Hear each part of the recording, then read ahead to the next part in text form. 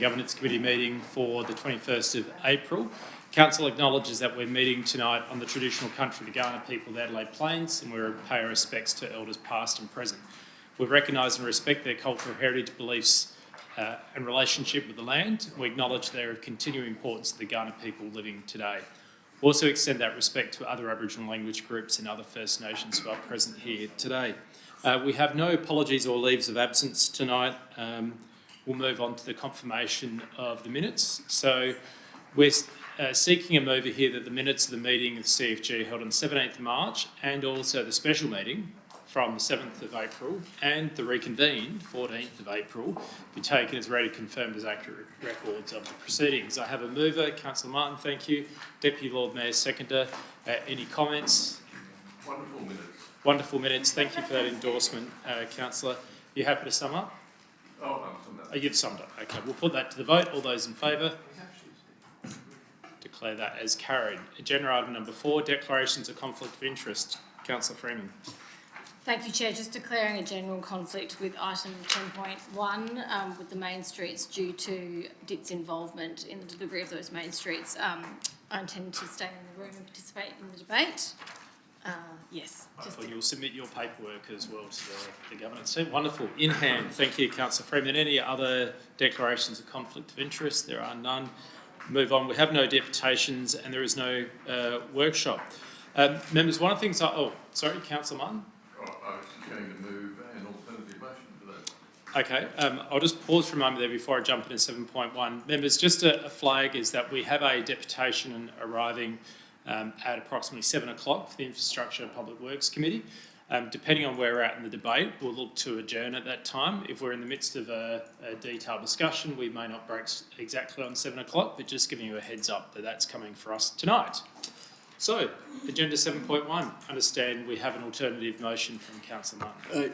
Yes, Chair, and I apologise for not circulating it, but it was really only composed at the last minute. It is with the amendment of 1.2.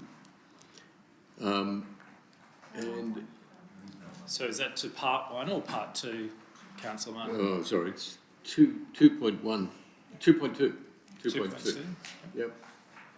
And it is immediately after the word, let me see, after the last one, which is locations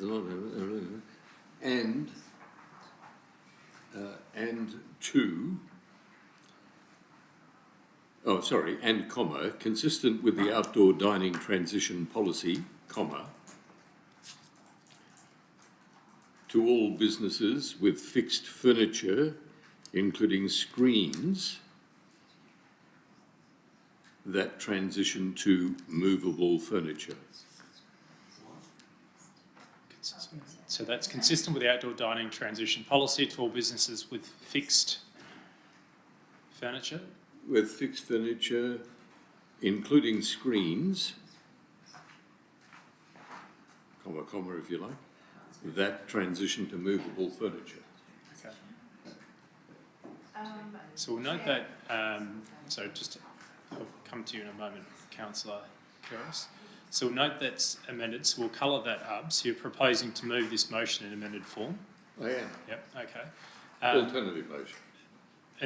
Can I just clarify, we're dealing with an amendment here or alternative motion? It is an alternative motion, great, wonderful. I need a seconder. Do I have a seconder?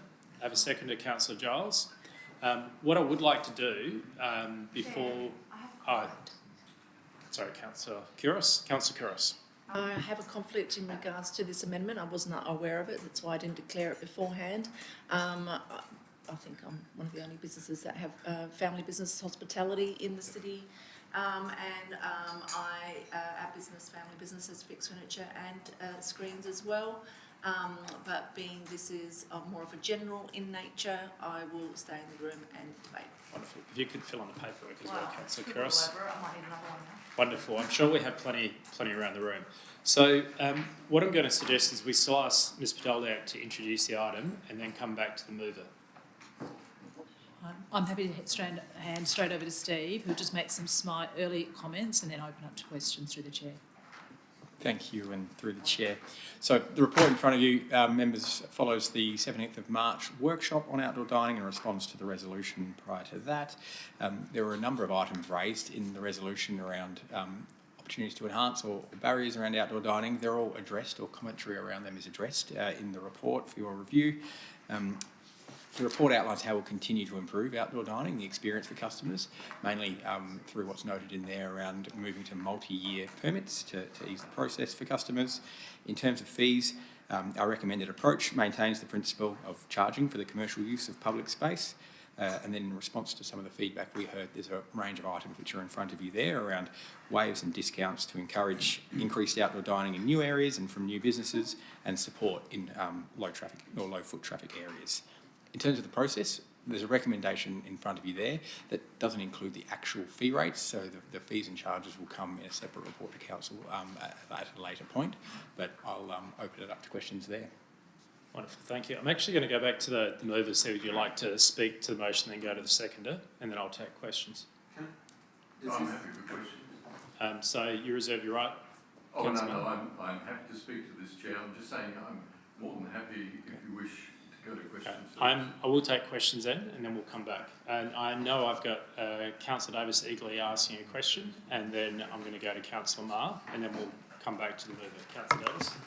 Through the presiding member, I think it would be helpful to your administration to get some clarity on the intent of the variation to the motion, so that we can be absolutely clear what the direction is. I think that's reasonable, Councillor Martin. Can you just clarify the intent of the alternate motion here? Yeah, sure. 2.2 is one of the initiatives the administration's offering as a means of encouraging outdoor dining, that is to provide 12 months fee-free for outdoor dining in new locations or locations that have not been used. And consistent with the council dining transition policy, which is discussed at paragraph 11, 11.1, 11.2, 11.3, and illuminated by link 4, I am proposing, that is a policy that aims to transition businesses that have fixed furniture to movable furniture. I am proposing that 12 months fee-free for outdoor dining should also apply to those who transition in accordance with the policy from fixed furniture to movable furniture. That is to say, the council is offering an incentive to people to transition out of fixed furniture to movable furniture.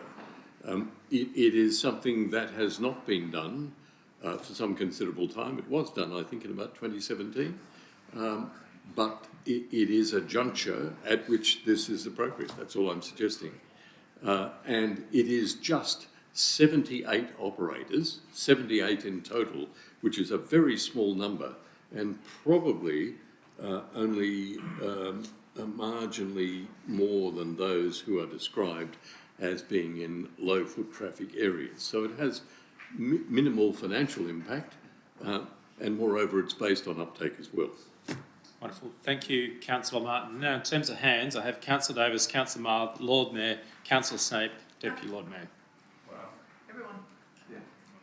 Councillor Davis. Yeah, I think I had no idea what the motion was meant to be. So can we just fix up this and make it, say, 2.2, offering the first 12 months as fee-free for outdoor dining, new, like, sub-column for new ones, and then... 2.3. Yeah, or have a 2.3, which is offering the first 12 months fee-free. It would be less confusing. Yeah, otherwise... So you're proposing to split 2.2 as it's currently on the screen here, Yeah. Councillor Davis. And just create 2.3, and just go offering the first 12 months... Well, offering 12 months and get rid of consistent with outdoor, just say to all businesses with fixed furniture, that transition. Now, wait till we get the words and see that Councillor Martin's open to this. Well, look, Chair, the Speaker is speaking with immense sense. I'm happy to accept whatever proposal he puts forward, knowing that it's based in wisdom and a better understanding of English than I have. Councillor Thank you. Martin. So we'll note that as a 2.3 now. So that would I'm just just going need through some my amendments list. on the screen. So if we can just hold on for a moment. Let me just recap. So I will just come to you to tick CO, so I want to catch everyone up. So we've got a 2.3 here. I need to check. Just please hold. Can we please just give me some space here to work through this? So I've had 2.3 has been proposed in addition. It's been okay with the mover. I'm going to check with the seconder in a moment, and then Ms. Badoliak, I'll come back to you. Councillor Giles is the seconder. You're happy? Ms. Badoliak? No. So you need some help. Can you please take... Councillor Davis, I haven't asked you for your support. I'm going to count to Ms. Badoliak, and then I'll come back to you. Through the presiding member, could we maybe offer some suggestions on 2.3? So offer the first 12 months as fee-free, consistent with the outdoor dining transition policy to all businesses, with fixed furniture including screens that transition to movable furniture.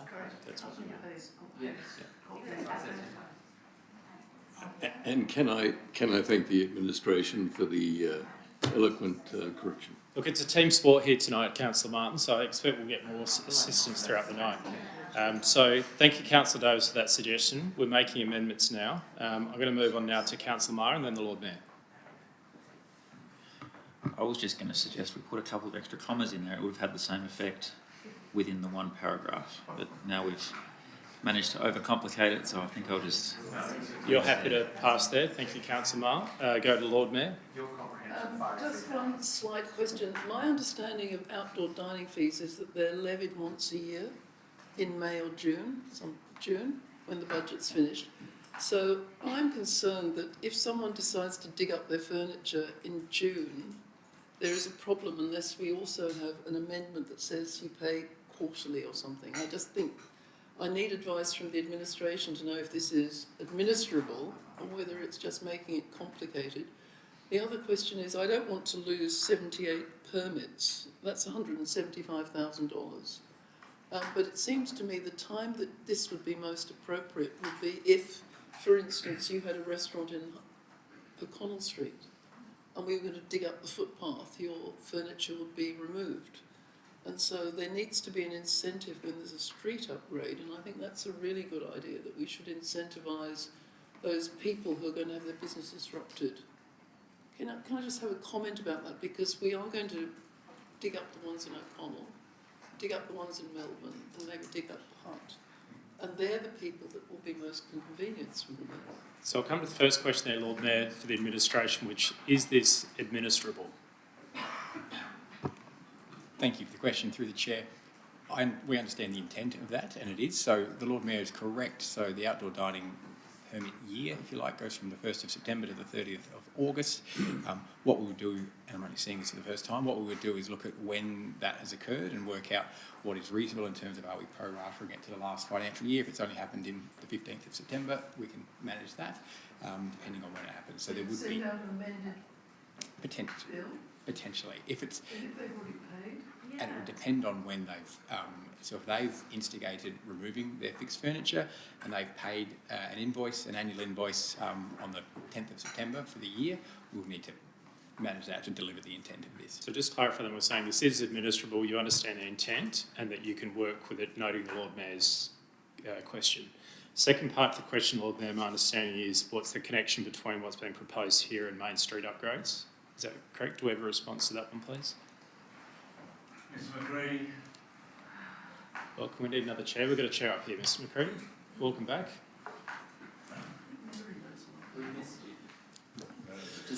Through you, presiding member, thank you very much indeed. One of the aspects of Main Street that we presented to Council was in regards to the removal of fixed infrastructure, and coincidentally this is one of the suggestions that we were looking at bringing back to Council in a way that we would actually deal with potential outdoor dining tenants who have fixed infrastructure as a carrot to incentivise. So you're saying there was nothing here that would get in the way of what's proposed around No, it potentially could assist. It could assist. Wonderful. I like assistance. That's good. Thank you, Lord Mayor. Councillor Snape. Thank you. And I'd, with the assistance of the chair in the room, I'd like to propose another amendment to add. My suggestion would be to add a part 4 that actually changes the frequency of as the Lord Mayor alluded to, when we charge for outdoor dining. I think it would be an easier pill to swallow if we were to charge quarterly rather than to charge annually, and I think that would actually offer a bit of nuance into. No, Mary, Chris shaking her head, but I like to test that with the room. So can I just check? Can I check then, Councillor Snape? You're proposing is it a new 2.5? Yes, 2.5. Yeah, 2.5. So I'll check with the mover. The mover, would you be open to that? Will be charged as. May I take advice from the administration before I say yes or no? Yes. Well, the administration's helpfully given me some advice on the side here as well, which is that this is an amendment to the alternate motion, which means that Councillor Snape would actually need a new seconder for this amendment. I can accept a variation. Oh, we're happy to accept a Yes. You're happy to accept a variation, Councillor Giles? No, but hang on. I'm saying to you, Chair. So can I please let Councillor Martin finish, then I'll come to CEO? Subject to the advice of the administration, I am prepared to accept a variation, but I would like to hear the administration's advice. Great. Thank you, Councillor Martin. Ms. Badaliak? The advice from the administration is we do quarterly payments, which is with parklets, which has been quite successful, but it is a small number of businesses because we do it manually.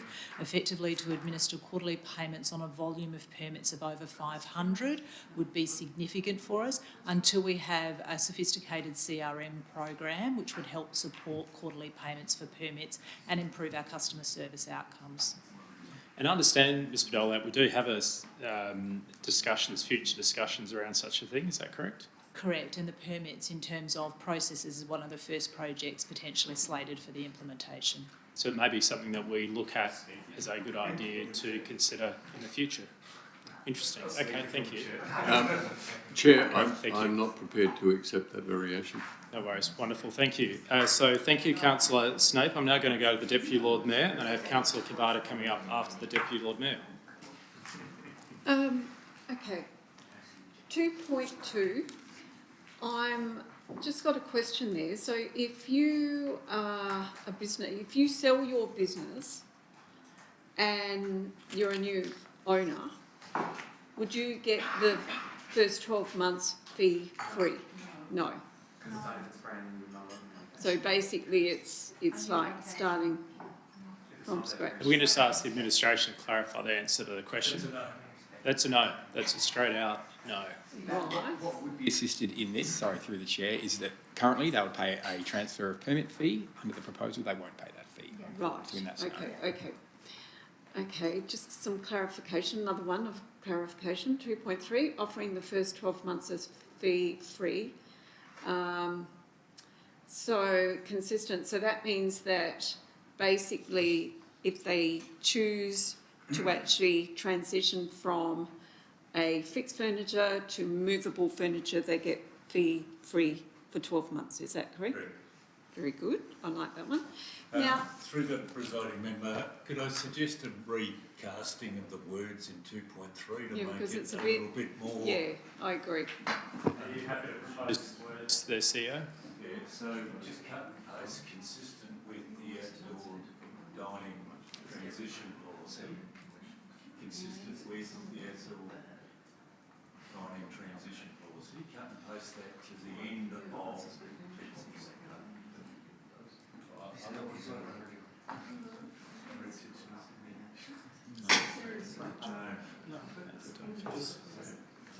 Just haven't got that one right. Members, if we can just keep the conversation to minimal while the team here amends the wording.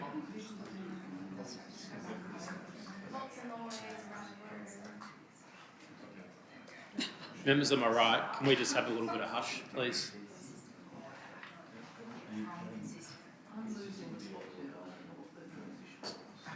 We're waiting with bated breath, Lord Mayor. It will all become clear soon.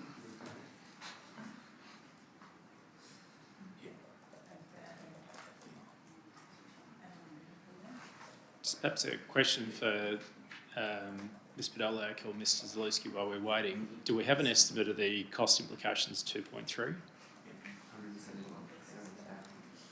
Through the chair, so there are 78 businesses, as Councillor Martin said, that have still got fixed furniture. In total, their fees are about $175,000 per annum. Now, this would be on the basis that people do remove their furniture, so that's not happening all in 1 year, but that's the quantum of fees that are paid by fixed furniture businesses. So the cost impact would all depend on how many of those 178 Chose to transition. That's right. So we're back with, sorry, finished. Deputy Lord Mayor, can I just please, I just want to clarify the changes that were made here by the CEO. So we simply shuffled the language to make it a little bit more understanding. Wonderful, thank you. Deputy Lord Mayor? And it's more an incentive, isn't it? It's not, we're not going to force it on people. No. it's an Okay, incentive. that's fine. Just, now I have a little problem with 2.4. At the end of the day, I don't know, I feel inequity here. And I actually would prefer myself, if we're looking at discounting fees, that we looked at this in a seasonal perspective. And that we discounted, say, everyone that's got outdoor dining across the city and North Adelaide, say 25% to 50%, whatever that figure is. I don't like 2.4, I would not agree with it, because that could change.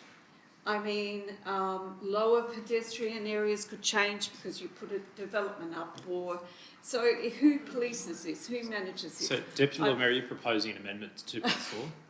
I would like to sort of see, instead of that, some wording around 25% discount across the city of North Adelaide between the months.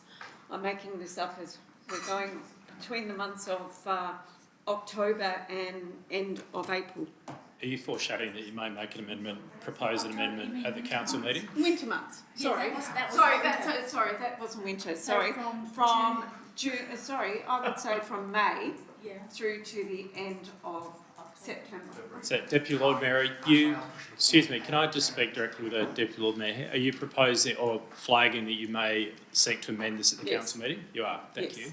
Okay. In the council meeting, that's right, when this goes up. Okay, so we'll note that that's you've got a view forming there, but it won't be an amendment. And can we take this in parts tonight, or? We will take it in parts tonight, yes. And now I'm with Councillor Kabata, and then I've got Councillor Freeman.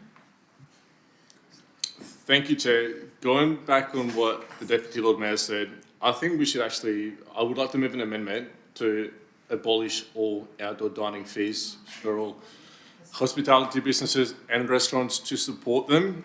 I think it's important that we continue supporting people who keep our city going. And I think businesses pay for 85% of rates towards the city anyway. So it can't be too far gone, is it? No, that's all right, keep going. I'll So that's just I would just like help from administration to help me put something forward to help abolish outdoor dining fees for, Okay, so I can confirm the advice is it is too far gone, but the process is, just to clarify the process, is that this would go to the vote. If this was not to be supported, then there was an opportunity to put forward an alternative motion. And that would be the time Councillor Kabata to come through with that motion. Thank you, Councillor Kabata. Lord Mayor. Oh, sorry, I actually had Councillor Freeman then the Lord Mayor. Sorry, Lord Mayor. Thank you, Chair. Firstly, a question about 2.4. So I know in the report the administration have recommended sticking to existing zoning boundaries to define what is a low pedestrian area versus what isn't.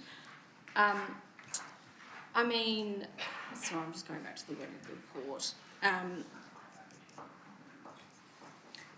In preparing this report, did we look at other boundaries defined by this council, such as the districts in city plan or other areas, in actually redefining what is a low pedestrian area? Question for the administration. Through the chair, we didn't look at wards or precinct zones. We looked at the data from what AIDA provided in terms of the foot traffic data and compared the current zoning to that is how we approached it. Okay, just a few comments then on this alternative. I agree that I think 2.4 has a level of inequity. I spoke about this last time, that I'm not sure if the existing zoning boundaries do sufficiently capture what's low foot traffic areas and not. For example, half of Melbourne Street is a low foot traffic area. Now that's a main street that we're going to be upgrading soon. That's not equitable to me. So I'm not really convinced that 2.4 is the right approach here. And just briefly on 2.3 as well, and possibly a variation to be considered by the mover, I think that offering fee-free outdoor dining to businesses that do have really great numbers of foot traffic is equally inequitable compared to businesses who don't have that foot traffic, who are paying 50% of the fee. I would like to see 2.3 varied to say that the first 12 months is a discounted fee of 50% and not fee-free, if the mover is amenable to that. So we'll see if the mover is amenable to the first 12 months being discounted by 50% rather than fee-free. I'm not feeling really amenable at the moment. No, you're not amenable to that. Okay, thank you for clarifying. Thank you for clarifying that, mover. Lord Mayor, Councillor Couros and Councillor Davis, and then we're going to put this to the vote. Well, can we speak to it? I'll come back to that, Councillor Martin. So I will be voting against fee-free outdoor dining. Not that that's the motion before the committee, but the reason for that is that we would lose $600,000, and at a time when we're trying to cut expenditure, to actually start cutting income, which is acceptable to many businesses. The reality is it is equitable, because if you have a lettable floor area at a rental and you choose or are able to have outdoor dining, you can perhaps double your working area, and it's inequitable if someone's paying proper rent to lease a restaurant next door, if you're getting something for nothing and can compete. I had this discussion, or we had this discussion in AIDA, and I did ask the question, if you were to get $600,000 or $700,000 extra funding to AIDA, would it be worth abolishing outdoor dining? And there was no support for that. So I think that you have to understand that the equity issue is understood by people in the business sector. The other issue about winter, you probably don't know, but I sail. And when you sail, you get obsessed by forward planning for the weather. And El Nino is about to come through, and we will allegedly have the driest, warmest, hottest winter we've had for a while. And I think this is not the time to give away another amount of money because we think it's a nice idea. Please show restraint. Thank you, Lord Mayor. We're going to go to Councillor Couros, and then I'm going to come back to the mover.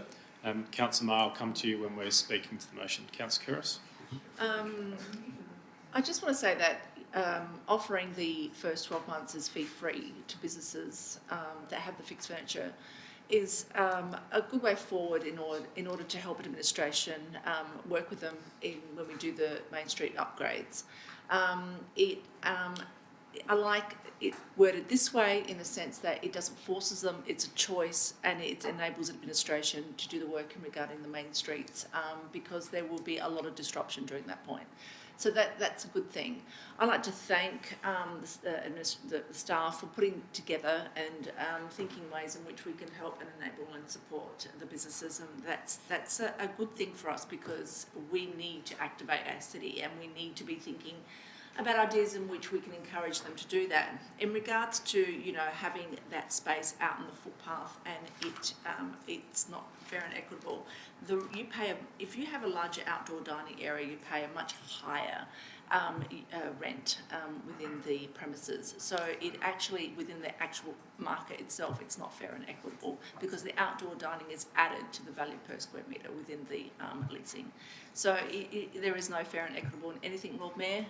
It is very tough out there in doing business, and it's very tough for landlords are very tough on tenants when they know they've got that extra space out on their footpath.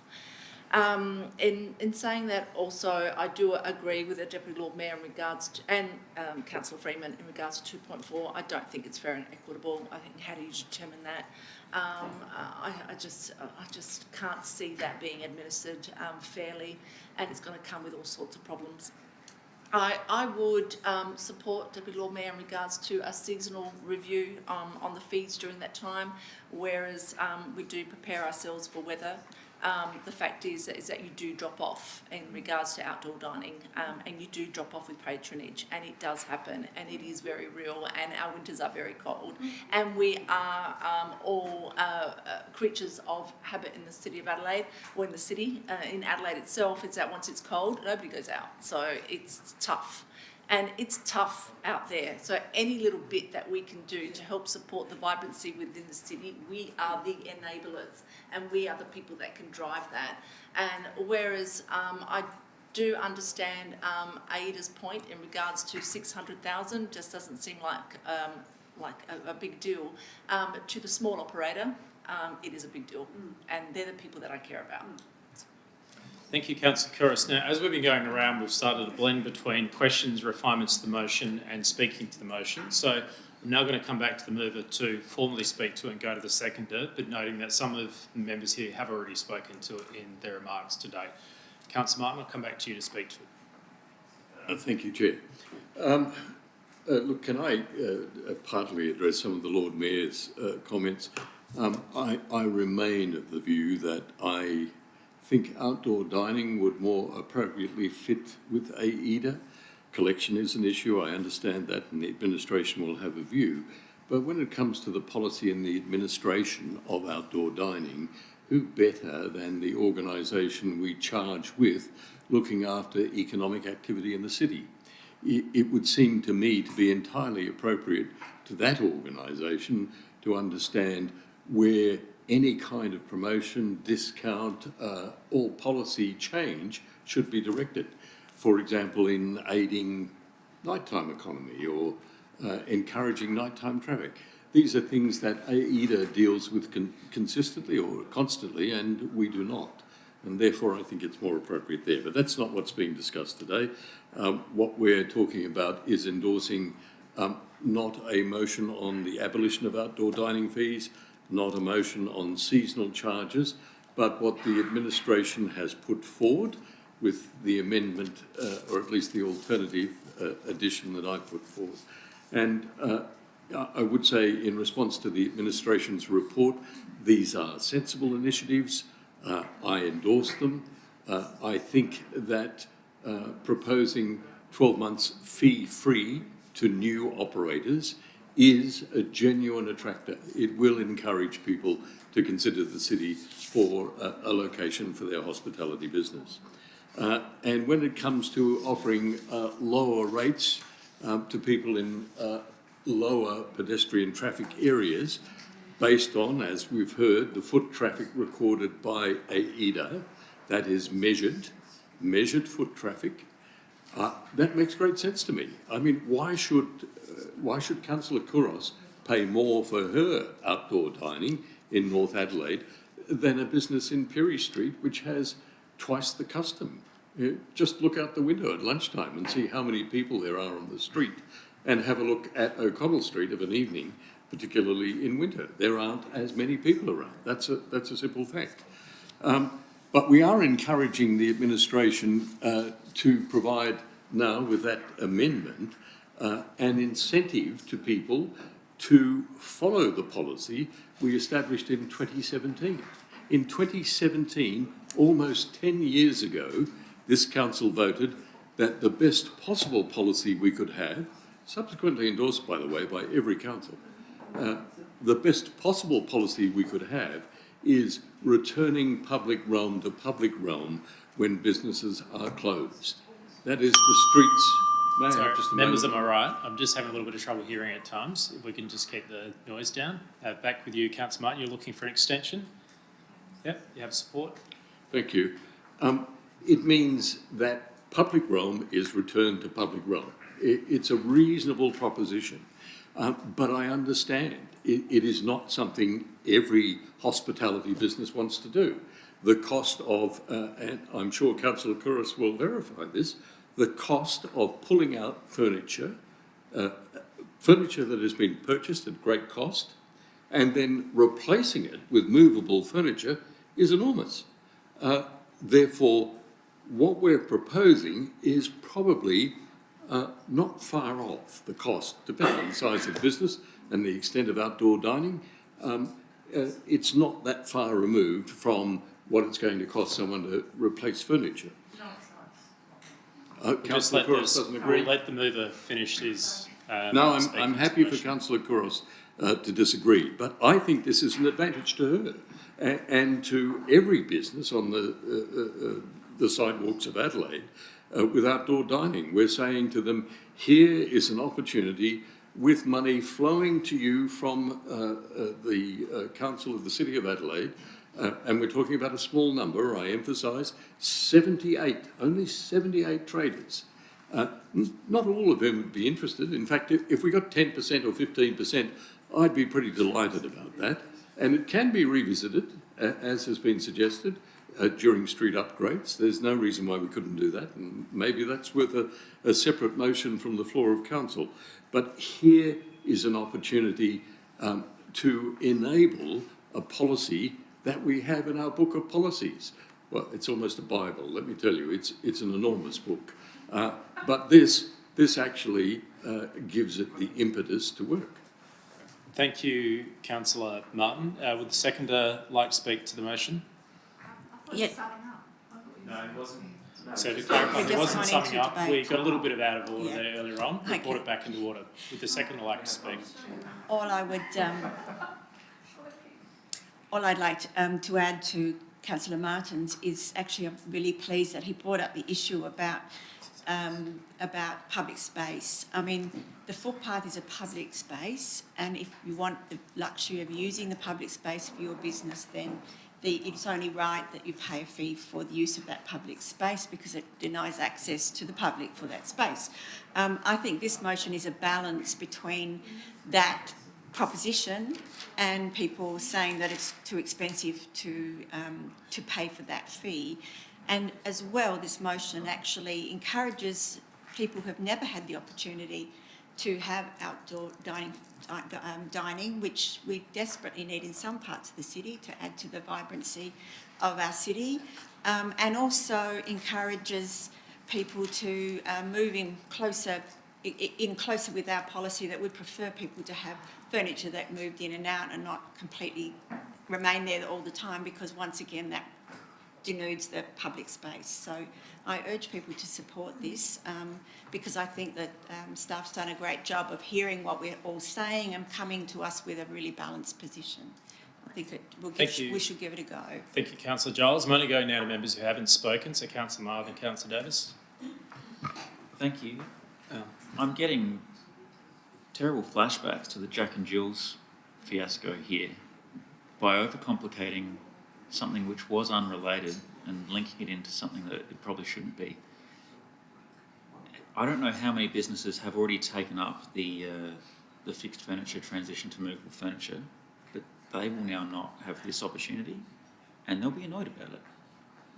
So if it's been in place for 10 years, I imagine there will be some, and I can see them sending through several emails saying, well, hang on a minute, where's my free year for this? So 2.3, I don't support that. I think we've overcomplicated this. If we want to do a incentive for people to transition to outdoor furniture from fixed to temporary or movable, let's do it a different way. I don't want to link it to this. Offering the first 12 months, same thing with 2.2. The conditions that exist there, again, some people are going to miss out, and we're going to get back and forth from people who have missed out purely because they're on the wrong side of the date for this motion. So I don't support 2.2. 2.4, similar thoughts to Councillor Freeman. I don't support that. Same with the discussion about different fees during winter. I'd love to have cheaper rent during winter. Yeah. It's wet, it's cold, I've got to use my heater more. So what? It's the cost of living in the city and it doesn't change across the year. I would love to take this in parts because I don't support 2.2, 2.3 or 2.4. Getting rid of red tape, on the other hand, such as 2.1, fine, sounds good to me, but the rest of it, we are just overcomplicating this. No, I can't support those. This is the loss of revenue and the increase in work for our admin staff to do something that probably doesn't achieve what it's trying to do, it's going to be a disaster, and I can just imagine how many more Jack and Jill's fiascos we're going to have because of this. I can't support it on the whole. I'd much rather take it in parts. If we can't take it in parts, then we'll just have to take it up at council next week. Thank you, Councillor Maher. Note your comments, and I will be asking the mover in second whether they're happy to take in parts when we get there. Councillor Davis, and then I think we'll be going, and Councillor Freeman for a question, and then we'll be going back to the mover. Councillor Davis. I think some members have spent a long time sitting in an ivory tower and not realising what's actually going on in the city of Adelaide. And I'd encourage you to take a walk down Hindley Street. I went down there recently, and I walked down to the west end of Hindley Street, and the whole thing's shut up shop. No, there's no one there. There's lots of public realm available for everyone to go, and there was a few individuals sitting there in the dark, drinking, that set up their own fold-out chairs, and they were sitting there rambling, yelling at anybody who got close to them. And I'm quite certain a good proportion of them were high as a kite. That's our public realm on Hindley Street being used at the moment, and that's the great use of public realm that we're talking about. Now, you might enjoy that. You might think that that's great for business. You think that that's how our city should be, and all power to you. I have a different view. I would like to see a city where people are visiting our restaurants, they're outside, they're conversing, they're spending money in our city, they aren't high on drugs, sitting in the dark drinking. I have a very different vision for the city, I think, than some councillors here. I think I have a different view of what's going on in the city. What are you announcing? I'm announcing it right now. If we can just allow the speaker to continue. So the problem is, I to think motion. that the council is extremely out of touch with what's happening with business owners. Now, I talk to business owners every day. They're moving out of the city. They're sick of it. They're sick of the policy setting. Now, to me, abolishing outdoor dining, which is already incorporated in the rates that they pay, it's already incorporated in the rates they pay. If you're a business with if you have the ability to have outdoor dining, then your rent will be higher. Guarantee you that much. And if you don't understand that, then perhaps this is not the place for you. But we have a city that's struggling on many metrics. Have a look at real spending. Have a look at foot traffic. In December last year, since 2022, since the start of this council term, 15 million versus 10 million in 2025. This city is going backwards at a great pace of knots, and I think that this city is going into recession. Chair, I don't understand. Could the Speaker explain what the comparison is between 15 and 10 million? I couldn't hear. Thank you for the It's on the AIDA website. Sorry, Councillor Davis, can you just hold on, please? Thank you for the point of order. I'm happy for Councillor Davis to go on. I think he's explaining his position in relation to the agenda item that's in front of us.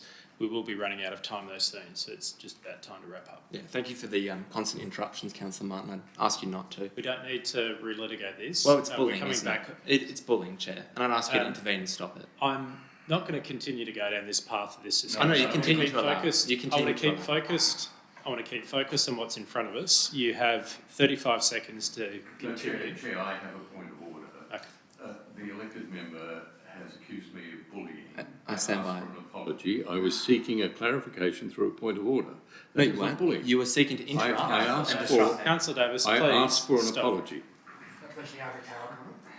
Anyway, now Can you please, Councillor Davis, you've accused, Councillor Martin has a fair point. You've accused him of bullying. Can you please provide a personal explanation? Yeah, Councillor Martin has a habit of constantly. Please turn on his mic. Thank you. Councillor Martin has a constant habit of interjecting into when I'm speaking with points of order which are rarely upheld. He considers it a joke, and he considers it to be amusing, and I've seen him laugh on multiple occasions. And I'm asking Councillor Martin to refrain from that behaviour going forward. I'm happy to continue to chair the meeting, and I'll call out behaviour when I see it, but I don't believe there's any sign of bullying here. What's a pattern of behaviour? You may call it a pattern of behaviour, but it is not bullying. Are you willing to retract your comment around it being No, bullying? and he can put in a code of conduct against me if he wants, and I can do the same against him. But I'd like to finish my speech without interruption. I'm just going to pause here for a moment and seek some advice from governance.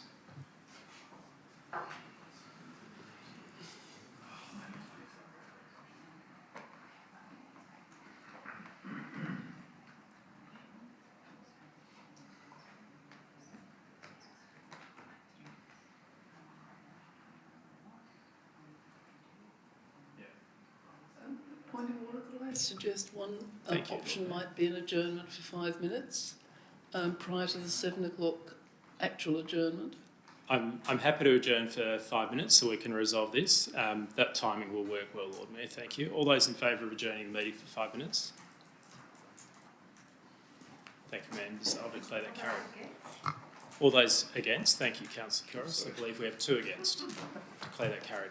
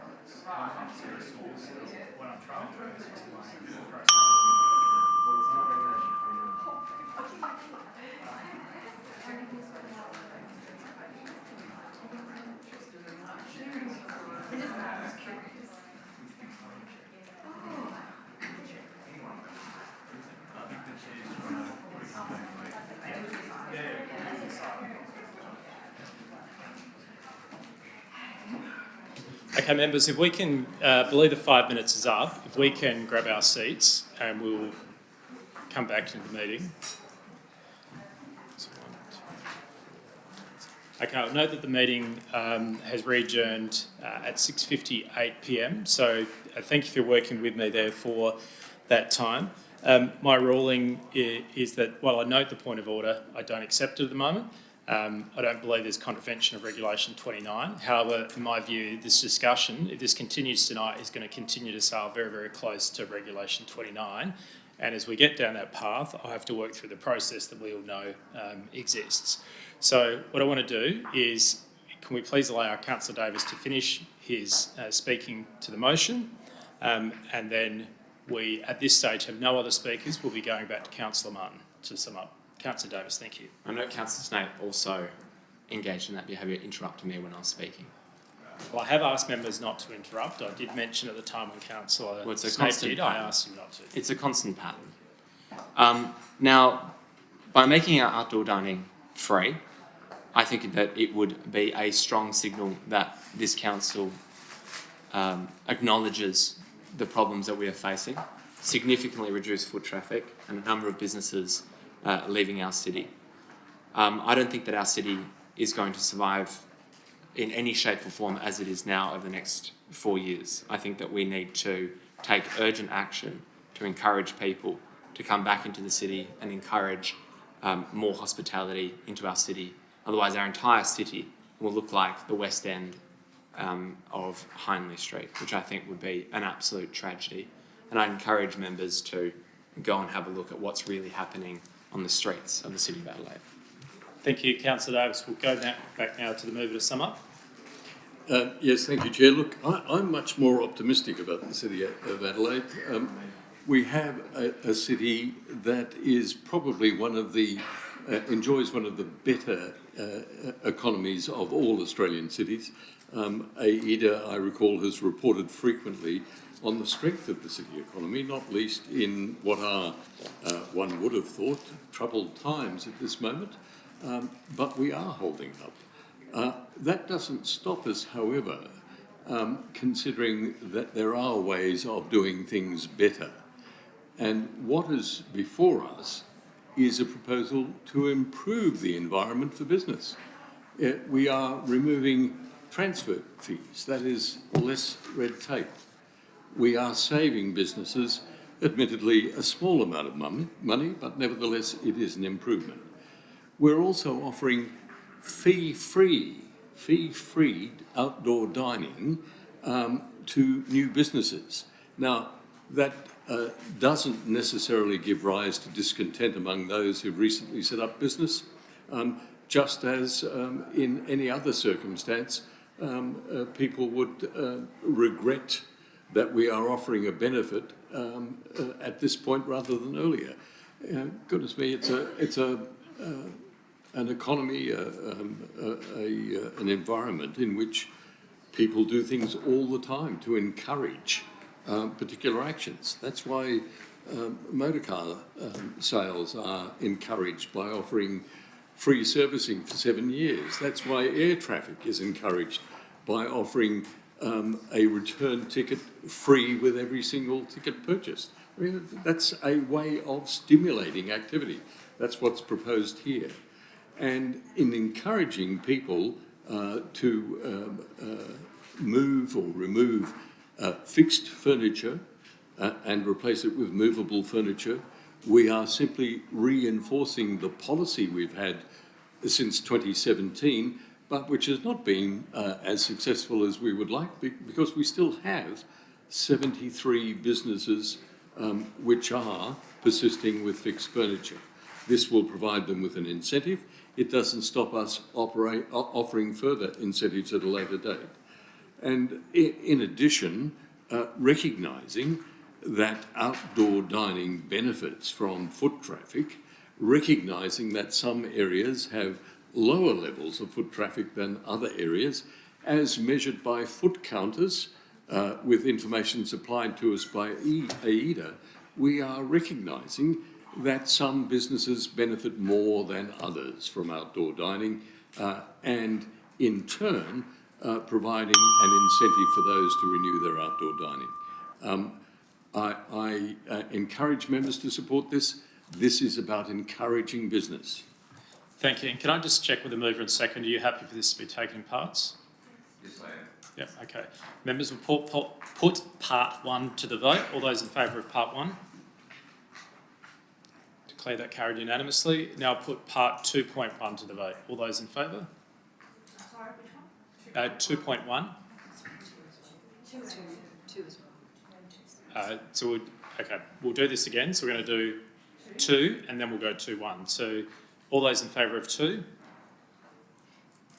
Carried unanimously. That's right, the opening sentence there, Councillor Davis. 2.1. Carried unanimously. 2.2. Declare that carried. All those in favour, noes. 1 no. Declare that carried. 2.3. All those opposed. Declare that carried. 2.4. All those in favour.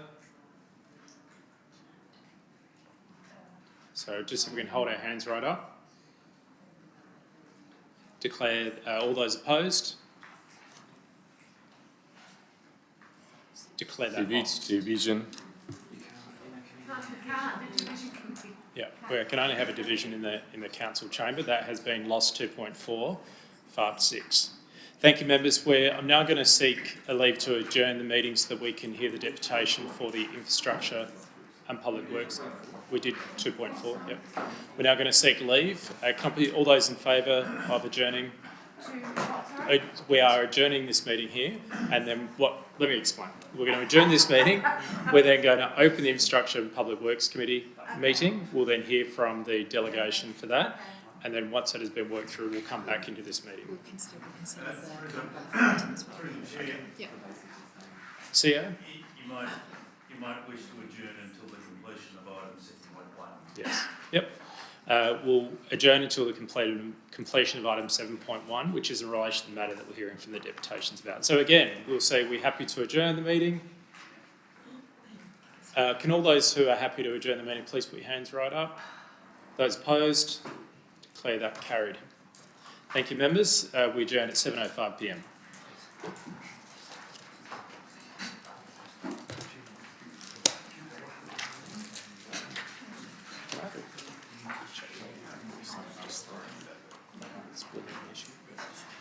Yes.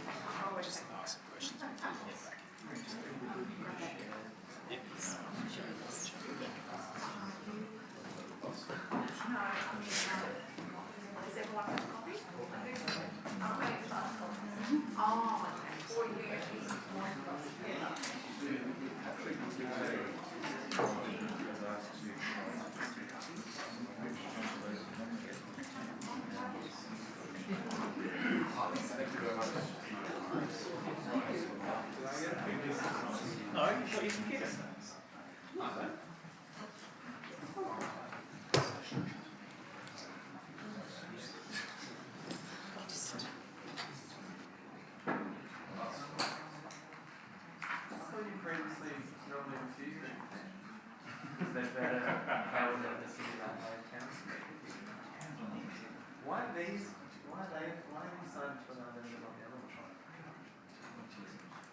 To you. No, to you.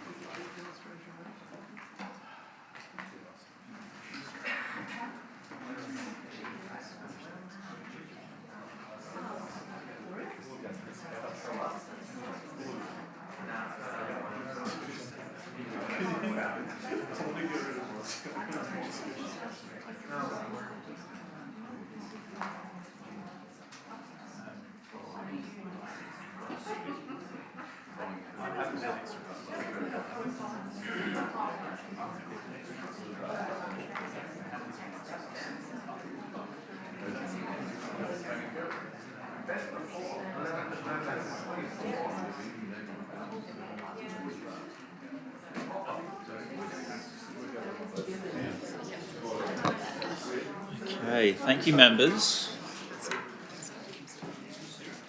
Yeah. Councillor Davis will just quickly wait for you to resume your seat. Thank you. I declare the meeting of the Infrastructure and Public Works Committee open and advise that this meeting will be recorded and streamed live to the City of Adelaide website. Please note that an audio and visual recording is being taken of this meeting. This means that your presence at and any contribution you make to the meeting may be collected, used, disclosed or published publicly by the Council, including transferring outside Australia.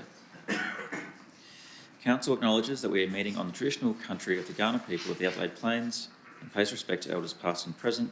We recognise and respect their cultural heritage, beliefs and relationship with the land. We acknowledge that they are of continuing importance to the Kaurna people living today, and we also extend that respect to other Aboriginal language groups and other First Nations who are present today. We do have an apology for Councillor Abrahimzadeh, and I'll now seek a mover and seconder for the confirmation of the minutes from the last IPW meeting. Moved Deputy Lord Mayor, seconded Councillor Martin. All those in favour? Carried unanimously. Thank you, members. Does anyone have a declaration of a conflict of interest? Councillor Freeman?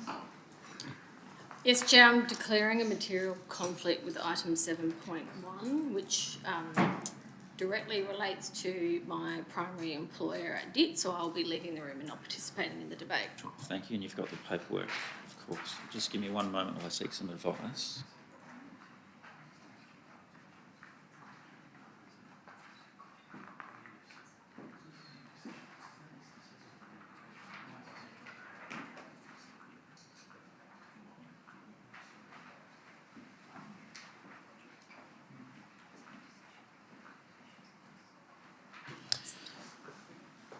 Okay, now we do have one deputation tonight. I'll ask Mr. Baggett to come forward if you would like to come take a seat in one of these two chairs here.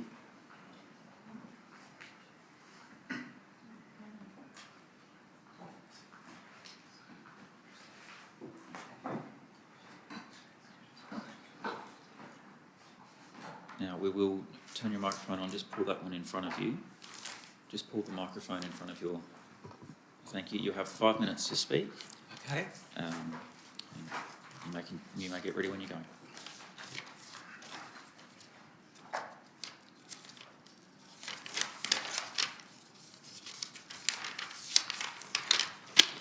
Clock starts now. Mr. Chairman of the Committee, Lord Mayor and Councillors, thank you for the opportunity to present this delegation on behalf of the March 24 petitioners in relation to the proposed bus stops on Kingston Terrace. I acknowledge too those petitioners who have come along this evening and those who have apologised by reason of other commitments. I'm the lead petitioner of the petition of 24th of March referenced in your papers tonight, and I'm in a position to speak on their behalf on the issues tonight. I want to begin by saying that the petitioners fully support disability compliance in all appropriate places. But where it involves the intrusion of about 50 metres of concrete on the much-loved natural edge of Kingston Terrace, as required by the disability compliance of bus stop 5, the question must be asked, why is the bus stop required to be in that place?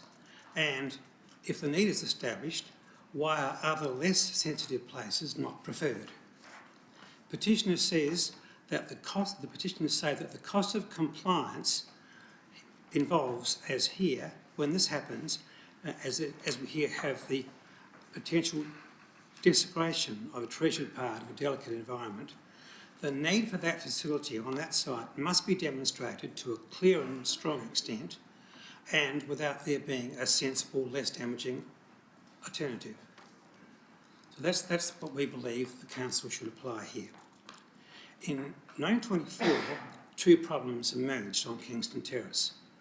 One was the strange exclusion of households on the lower end of Kingston Terrace. I'll call that as the lower Kingston Terrace locality, whereby there were many households down there that were outside the limits of the walking distance of the catchments, which seemed very strange indeed. At the same time, there became a move to upgrade bus stop 5 at the top of the hill, which involved, and as it's proved, continues to involve, an extensive amount of concrete, which has been treated very poorly by a large number of residents who dislike concrete on the edge of the natural edge. So, to deal with that problem, the petitioners of March 24 had an idea. Simply relocate the bus stop at the top of the hill, bus stop 5, down to the corner of Kingston Terrace and Jerningham Street, where it probably should have been all along, and you solve two problems. You've got an area of asphalt there that's already in place that can be used as part of the bus stop, and the community on the lower end, the lower Kingston community, then come within the coverage of the walking distances as required. So, in a simple way, we solve two problems. We see from the papers tonight in item 7.1 that solution is rejected by the administration and DIT, the Department of Infrastructure and Transport, in its various guises, and they insist that, well, yes, we should move it's a no-brainer that you should move the bus stop down to give coverage in the lower area, but keep the one at the top of the hill, leaving two bus stops in a very short stretch of road. So that's the position which has been adopted in the paper and the recommendation before you. So tonight I want to scrutinise the reasons advanced by DIT and the administration to justifying retaining stop 5. Now, councillors will be aware that yesterday they would have received an email from me which contained a copy of a report from Master Plan, the town planning consultancy, drafted by its managing director, Greg Vincent, a very experienced town planner, known to many of you, who's here tonight. And that deals with a lot of the issues raised in this matter from a town planning point of view. The Master Plan report, which I assume that you have read or can read, provides maps of walking catchments of all relevant North Adelaide free bus stops, being bus stops 3, 4, 5, the proposed 5A, 6 and 7. The catchment maps, as probably you're all aware, plot the walking distance on household... Thank you, Mr Baggett. Now, we'll just seek leave of the meeting for an additional 2 minutes. All those in favour? Yes? You may continue 2 extra minutes, thank you. Thank you. How many minutes have I had? You've had 5 and there's 2 minutes My left. goodness. Let me get to my place again. So the catchments plot this 500 metre limit, and the area shown is the catchment. Now, by comparing stop 5's catchment to stop 6, which I can show you in a rough way like this. I'm sorry I haven't got a better way of doing it. That's the catchment for stop 5, and that is the catchment for stop 6. You've got that in your papers, you've got to look at that. But a very close inspection, or a very cursory inspection, as well as a close one, will show that there's a large degree of overlap. And to that extent, stop 6, or stop 5 duplicates on stop 6. So then, as Master Plan is done, you apply that across the way. You find that if you put all the other relevant catchments in there, there is simply no room for, no work for stop 5 to do once stop 5A is in place. it follows that from a system point of view, stop 5 is redundant. And that by itself is a major reason why it should be removed. Now, you go on and look at the next point made in the paper. The DIT and the administration allege that the walking distances between stops limits or guidelines are not met. Well, they're not met perhaps in this case between 6 and 5A by a few yards if you walk around the edge of the parklands. But of course there is a pathway straight through, and if you go on that path then it complies perfectly well. So the claim that this should be disallowed because those guidelines are not met looks thin. However, with further examination, as the master plan report shows, in the same area that we're talking about, from bus stops 3 to 7, if you look at those, in 5 out of 8 of them, the walking distances between the bus stops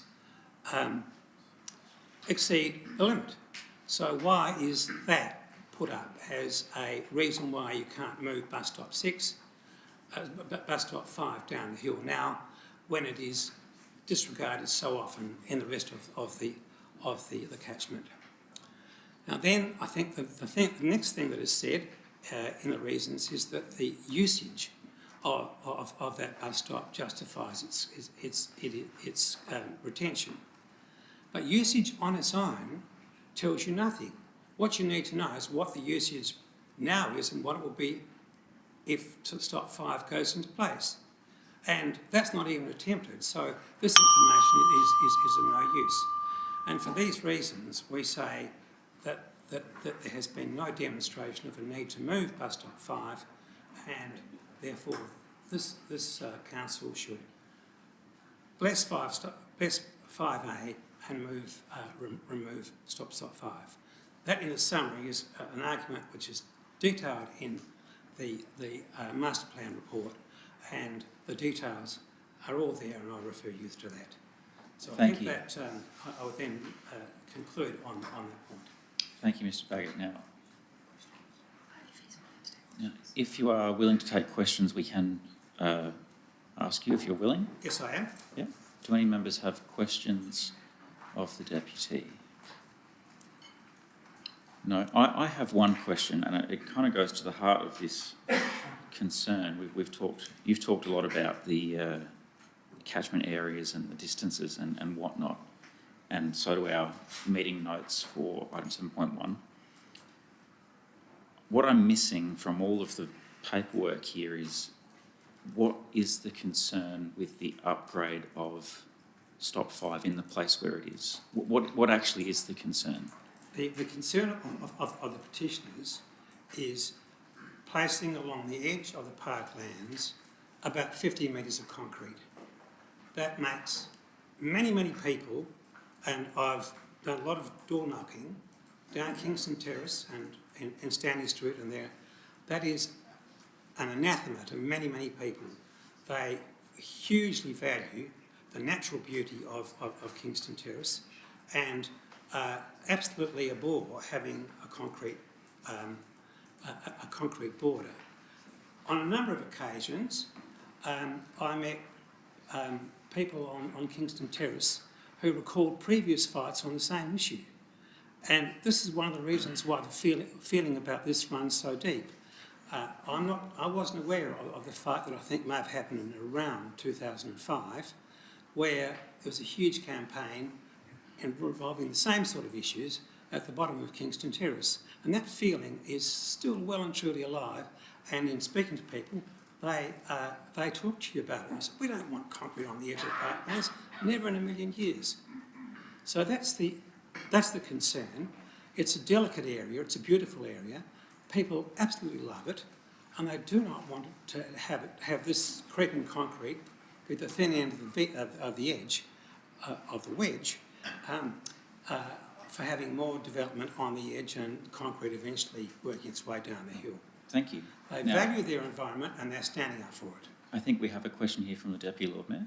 Yeah, I'm a visual person, And I know that we've got this on the agenda tonight, and I'm not going to support it because I really would like to go out and have a look and see it for myself. So I'll be contacting yourself so that you can give me a tour. Be very happy to show you. Thank you. Yes. Okay, there being no further questions, well, thank you for your time. You can return to the gallery. Thank you. Now, we don't have any workshops, so we'll move to item 7.1. And I'll ask Mr McCready, our Director of City Infrastructure, to provide introduction to the item. Thank you, Mr McCready. Thank you, Chair, sorry to interrupt, just declaring Just my have to wait for conflict Councillor again, so I'll Freeman be to leave leaving the the room. room. Thank you.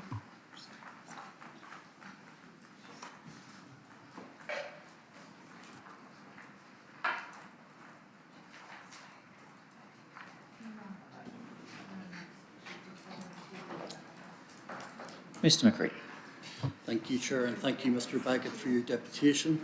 What you have before you tonight is as an outcome of what was a previously deferred report to bring it back to Council to seek to progress with what we regard as essential piece of works in regards to transport infrastructure. What you have to understand is we are not the governing body in relation to this issue. It's actually DIT. So effectively, the Department for Infrastructure and Transport, through their transport agency, have advised us that of the standards and the guidelines and distances. And it was interesting to hear what the Deputy Lord Mayor indicated. We actually have walked the site. What I would say is if you're choosing to do that, I would say that you need to walk the site and think about stop 5, not there and go between stop 6 and 5A, just as reference point, and then just understand the physical distance. More importantly, the whole basis of the report is to achieve DDA compliance in relation to stop 5. Stop 5A was a suggested one and a very good one from in regards to the deputation. And parts of that also talked to removal of, we were actually damaging native grasses, which were not. We were going to locate a shelter, which were not. Effectively, what we were creating was a hard stand. It's also important to note we do not want to increase concrete within the parklands. This is just an extension of the exposed aggregate path that actually does run along said parklands, run along the Fever and just going around the corner to create a hard stand to disable clients, those who are wheeling, those who are on prams. So effectively, DIT have been on site through their transport agency, and they have explicitly said that the distance between stop 6 and an introduced 5A, which they are in favour of, noting that it would assist those at the bottom of the street, but they need to retain on stop 5A for those at the top of the street. I'll take the report as read. Okay, we're going to do questions first. Question through administration, through yourself to administration. If we have, quote, lack of a better word, no power here, and it is a DIT scenario, why in point 2 are we approving this? Why are we just not noting the retention of bus 5? Because otherwise it implies that we do have a level of control and power here. Through you, presiding member, thank you for the question, Councillor. Effectively, in regards to it, this was a report that effectively, when it came in the first time, was that it was as simple as Council approving capital works associated with stop 5. The amount of dialogue that we've had between DIT and naturally Mr Baggett and his planner has led this to a point where DIT have set or intervened in regards to it and said, no, the reality is the guidelines are this. They were very supportive of 5A, and what we're presenting for you tonight is based on DIT's recommendation, which is the approval of bus stop 5 in regards to the retention, and 5A in regards to the new introduction. Lord Mayor, a question.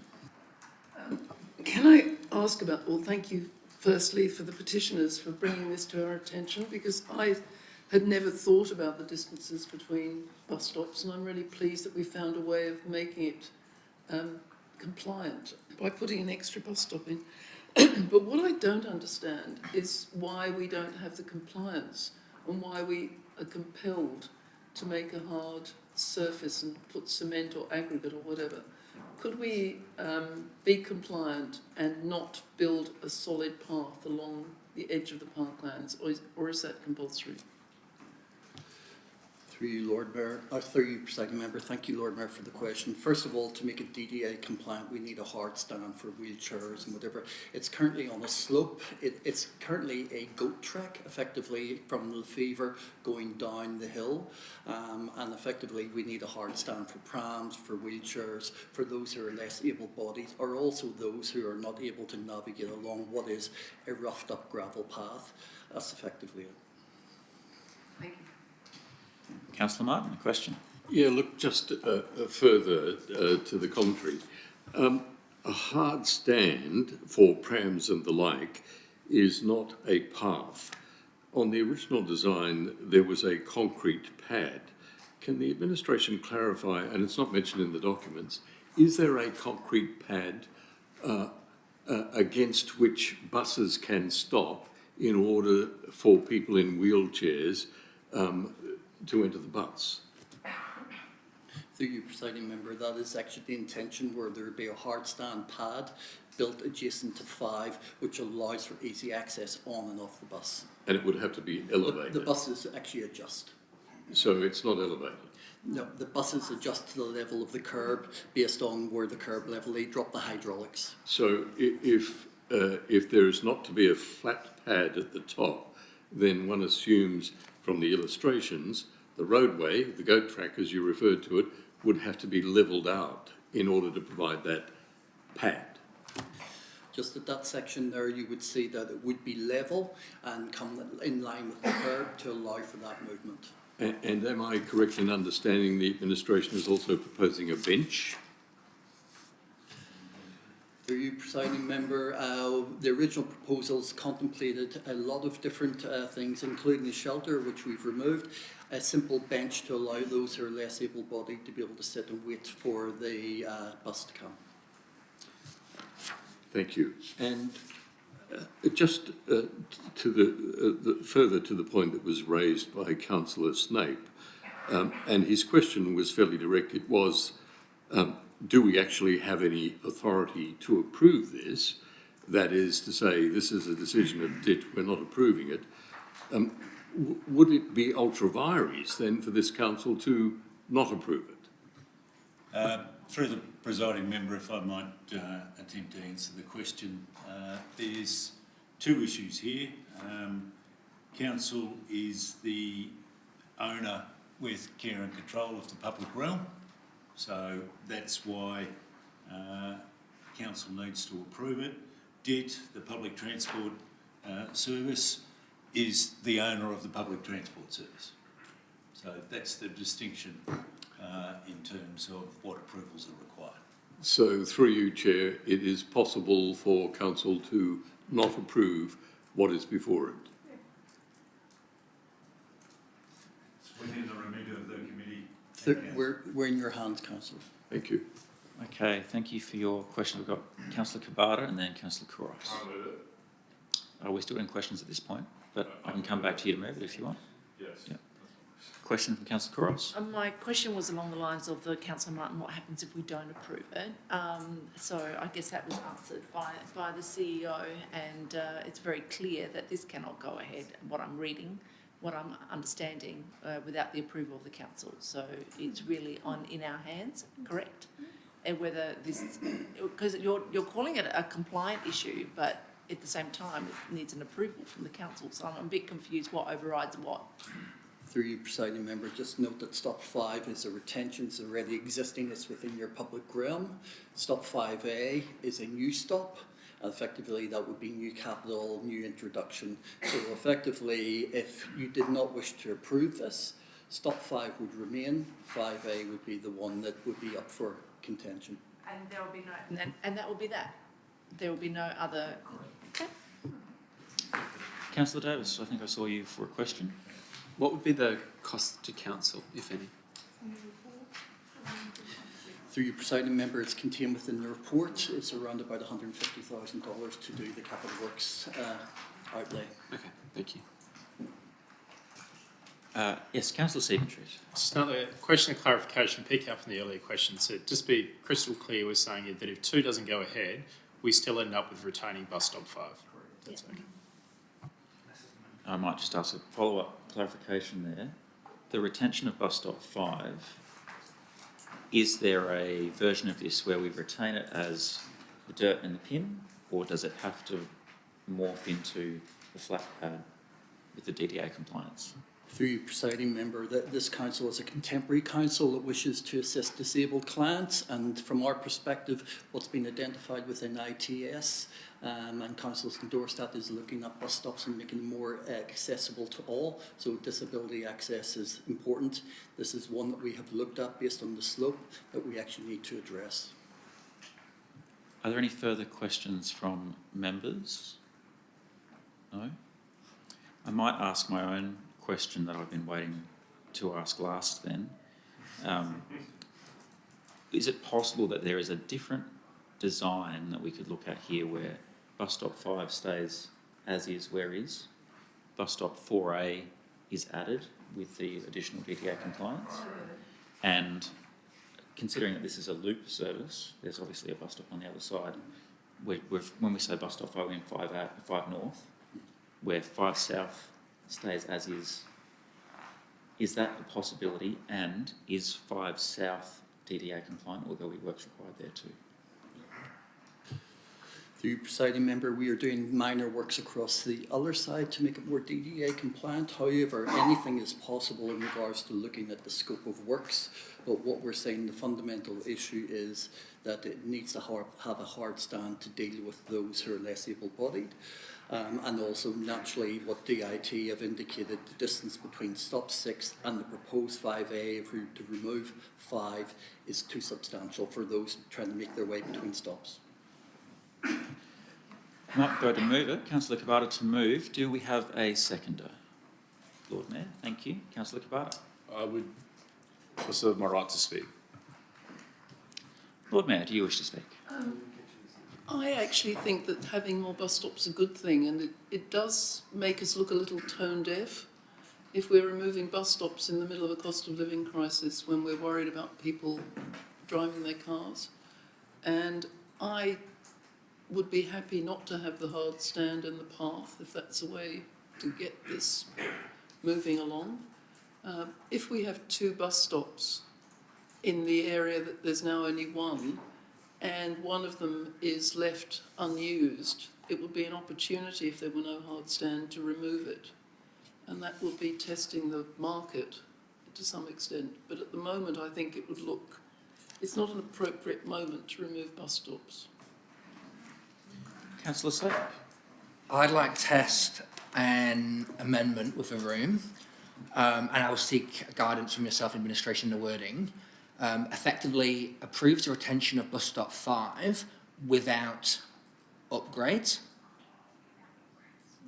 and then approves the introduction of stop 5A, which will have the appropriate upgrades. Through the presiding member, I think we need to seek clarification from Mr McCready. Are we suggest without upgrade would essentially mean that it would be DDA non-compliant? Yes, and the compromise being that the creation of stop 5A, which would be compliant. I don't think that's a compromise, Councillor. It's either DDA compliant or it's not.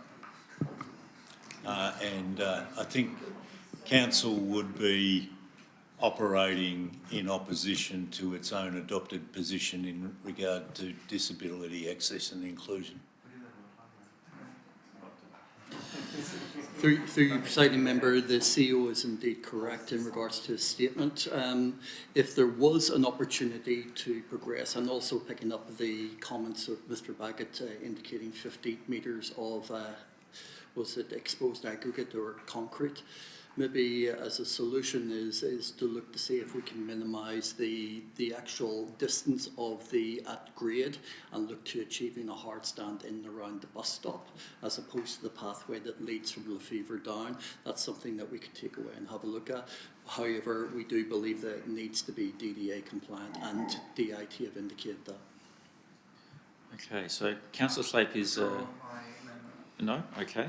do you wish to speak? Because this will be your opportunity to speak, or you will lose it. I will speak then, and just say I fully support realm upgrades that bring it up to the standard for accessibility. It's a large part of my previous platform, but I also understand the concerns around the pouring of yet more hard surface and concrete, asphalt, what have you, onto our parklands, which seems to be a constant thing.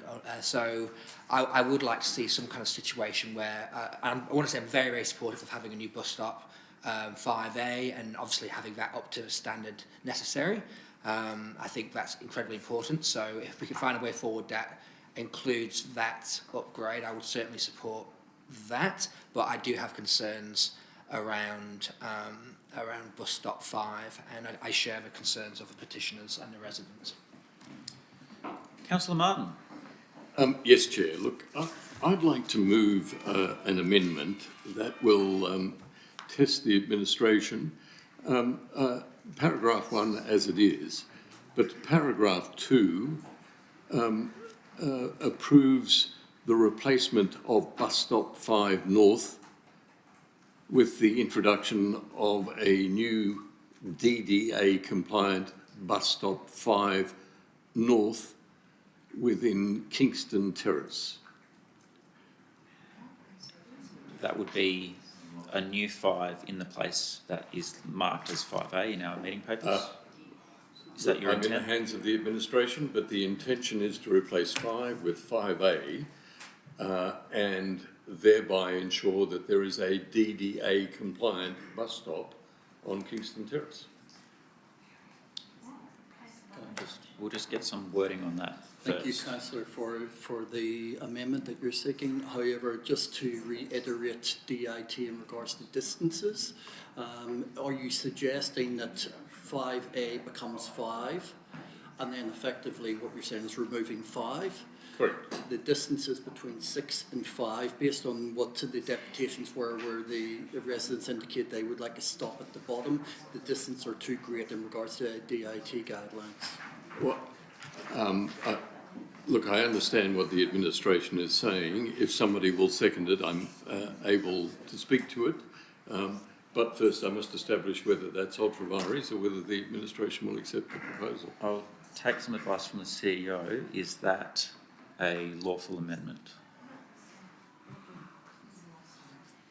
So I'm just seeking to fully understand what's being suggested. That's effectively the removal of the existing bus stop 5. Correct. 5A will be, by virtue of design, DDA compliant. What it doesn't meet is a compliance between the distance between stop 6 and the new 5A.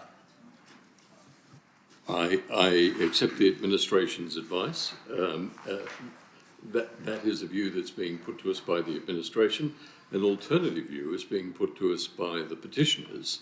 That is to say that the distance between stops is not, as is described in the regulations, but variable. And in fact, the report suggests that there are wide variations in the distance between stops in the existing services. But moreover, that the distance between what is bus stop 4, I think it is. Councillor Martin, we'll get to your comment on this first. We do need a seconder. Sure. However, I think... I'm in the hands of the administration for the wording that they would find acceptable. The comment regarding the distance, this doesn't seem to consider that there is a 5 south on the distance. Does nothing to do with you don't want to make a comment on that in your motion? Okay. So with the wording as is, do we have a seconder for Councillor Martin? Through the presiding member, can I point out that the advice in the report before you is the advice that has been provided to the administration by the Department of Infrastructure and Transport. If there are alternate views regarding the distance between stop 6 and stop 5A, your administration hasn't had the benefit of that advice. therefore I couldn't responsibly recommend the wording of that part of the motion in its current form. If it's a matter that the committee and members wish to explore, I can only suggest that the item's deferred, subject to further and better advice. Councillor If I may Martin. move that then, I'm happy to move a deferral. So you're withdrawing your proposed amendment? I haven't had that accepted, Chair. I'm moving a deferral. One moment, please.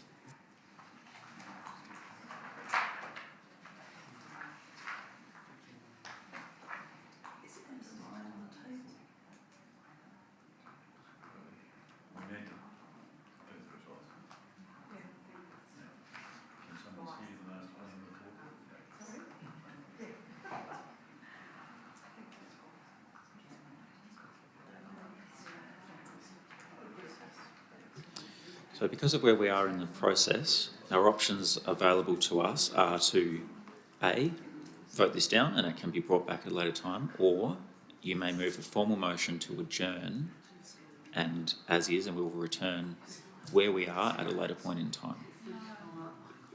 So am I being told I can't move a deferral motion? Is that the message? It's too far gone where we are. It's too far gone? Yeah. It's moved and seconded, it's already on the table, so it can't be deferred. We can adjourn, but if you move a formal motion to adjourn, we will return where we are. So at what point in time is the administration advising you? I don't have a time frame on the return of the Well, adjournment. in that case, Chair, I move that the matter lie on the table. Do we have a seconder for that?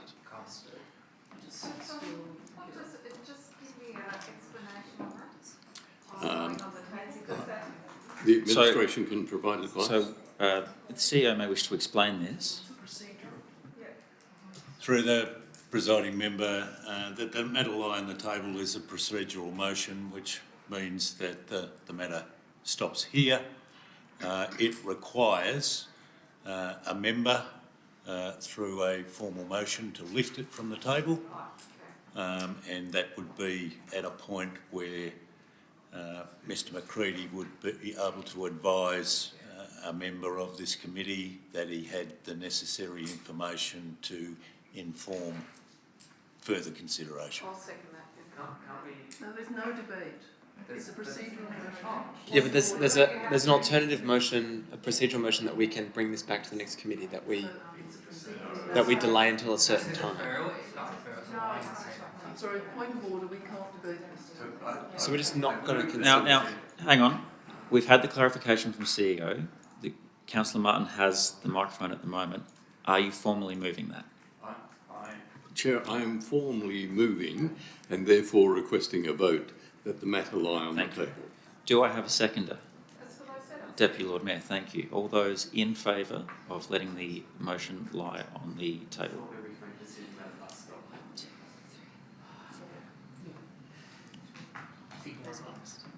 And all those against? Okay, so that is lost.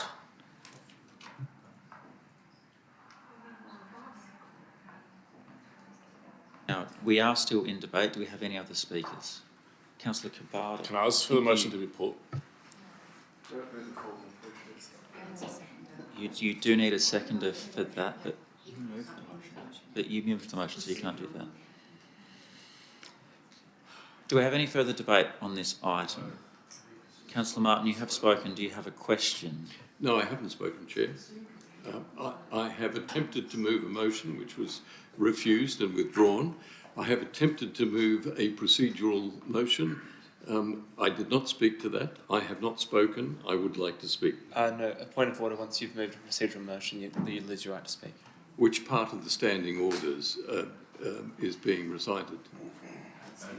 We'll hold on the point of order. Procedural motion excludes. Just check that with the point of order. Please hold for a second. Thank you, members.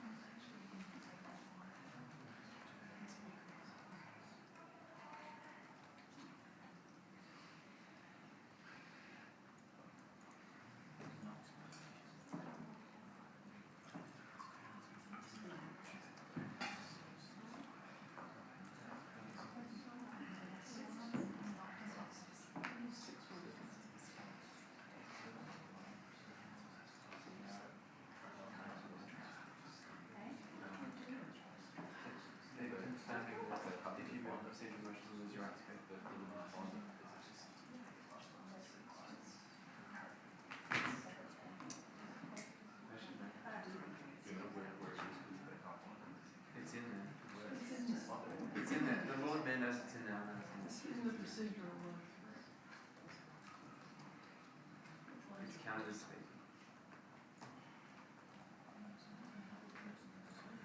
Ask ChatGPT. Can we introduce AI or something?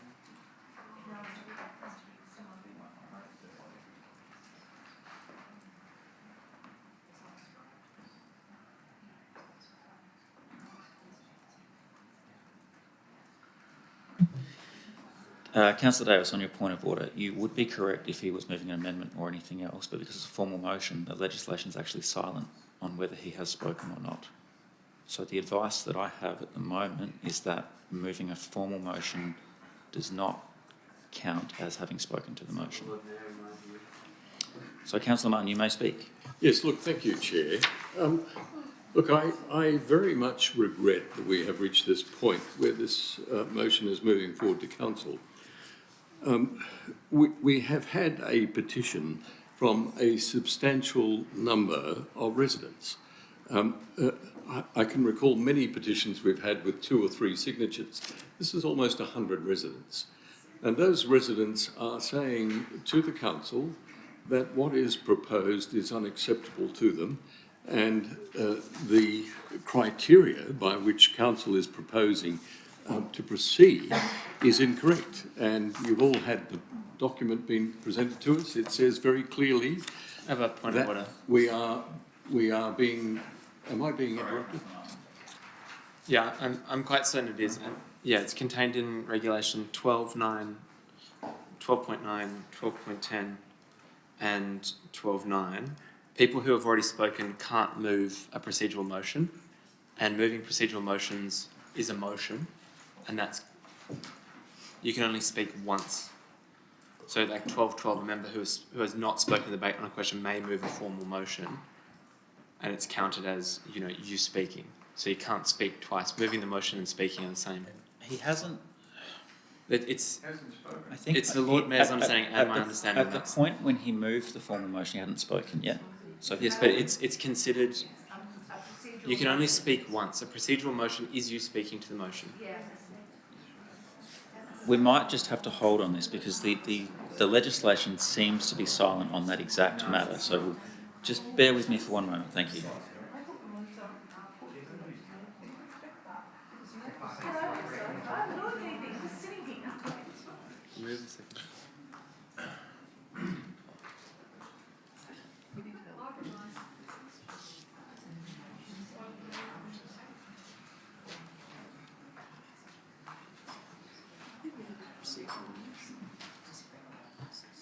At this point, I'm dealing with Councillor Davis's point of order, and I'll seek leave of the meeting to adjourn for 3 minutes. 5 minutes? Do I have favour to seek leave to adjourn for 5 minutes? And then let him speak. No, it's just faster if he speaks. I withdraw my point of order. You're withdrawing your point of order? I've got a point of order, Councillor Marr. I asked for the motion to be pulled, and then you went to speaker. Do we not have to go to vote because I asked for it to be pulled before the speaker commenced speaking? No, because it's 12 to... No. Because you have moved the motion in the first place, you have already spoken to the motion, so you cannot move the formal motion. Moving a formal motion is moving a motion, whether it's an amendment or not. It's considered speaking. I have got a possible solution. I can seek leave of the meeting to allow Councillor Martin to speak. All those in favour of allowing Councillor Martin to speak for 3 minutes? Thank you. Councillor Martin, you may speak. Look, thank you, Chair. And I just find it extraordinary that I'm attempting to speak on behalf of residents and most of the room is trying to shut me down. It's extraordinary. Look, there is a... And indeed, when I have a point of order. Speak, I'm being interrupted. The entire council just voted to allow you to speak. So saying that the whole council is trying to shut you down is clearly not factually true. The whole council just voted for you to speak. That is not. Councillor Davis, thank you. That is not a point of order. Councillor Martin, you may continue. Thank you. So, we have a petition from a large number of people. They dispute the grounds on which the administration is making the decision to recommend to us that bus stop 5 and bus stop 5A should be created. And their argument is plain. It is that 5A provides the best amenity for locals as well as the best outcome for the parklands. And the argument is quite simple. it is that, and you've all had no doubt a look at the photos, 5A is to be placed in an area which has already been developed to the extent that there's a wrought iron fence and existing gravel. Moreover, that serves better the catchment area of the stop. On the other side of the coin, they're arguing that this, and this is central to the argument, this picture, the one on the very cover, showing the corner of Lefevre Terrace and Kingston Terrace, represents a vista of which we don't have too many. It is untouched parklands with remnant indigenous vegetation. It is unmarked. The only intrusion is the bus stop sign. They are saying we value that, as they have said in Kingston Terrace many times. You heard tonight. I remember the folly of my proposing at some stage that Lower Kingston Terrace would have better parking amenity if we put gravel over the top of the clay surface. I regret that.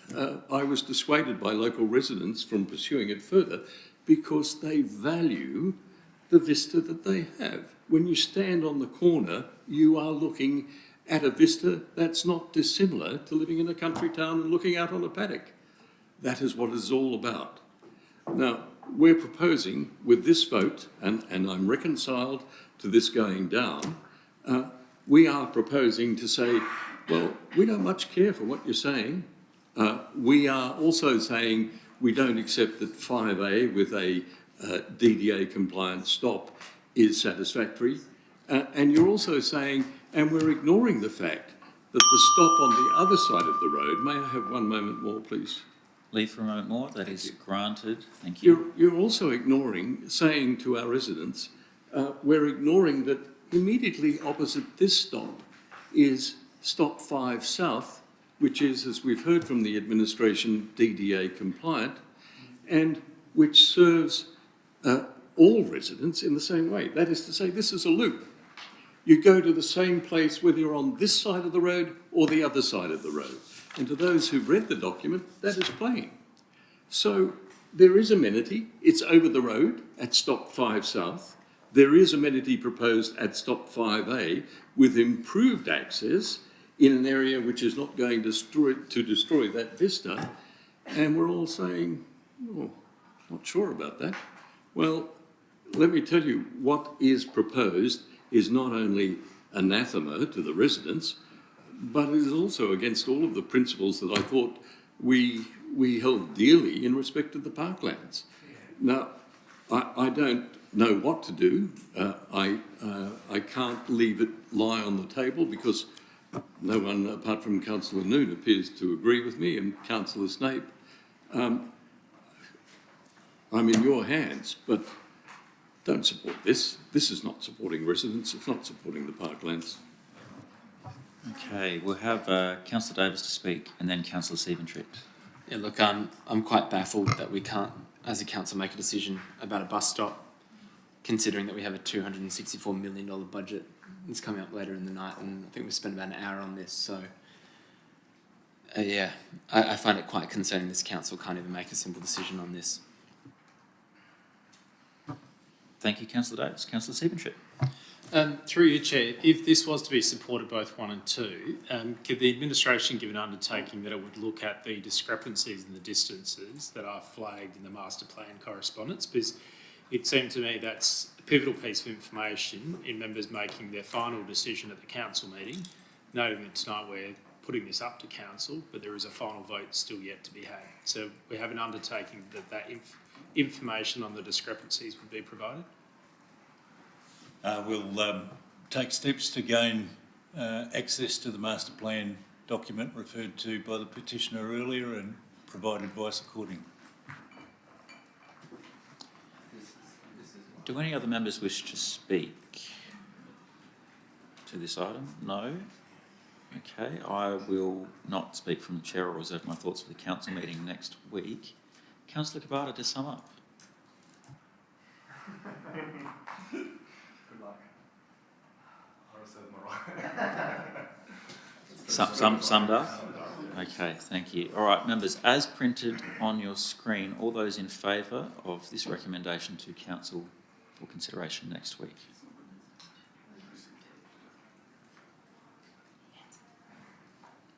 Hands up, please, members. I count 5. I'll vote for, just so I'll get it to Council. Okay, and those against? 1, 2, 3, 4. That is a split. That is 5 for and 5 against. So that is lost on an equality of votes, and we will move on to the next item. Now, just for one moment, I'll take some advice.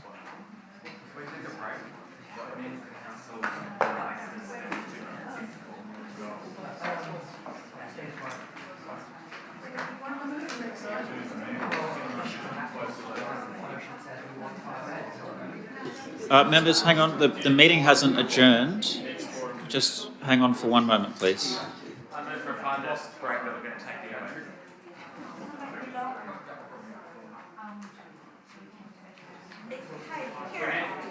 Mary, we need to work the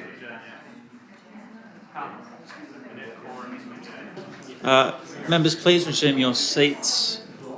I will seek leave of the meeting to adjourn the Infrastructure Public Works Committee until the conclusion of the City Finance and Governance meeting. All those in favour of an adjournment?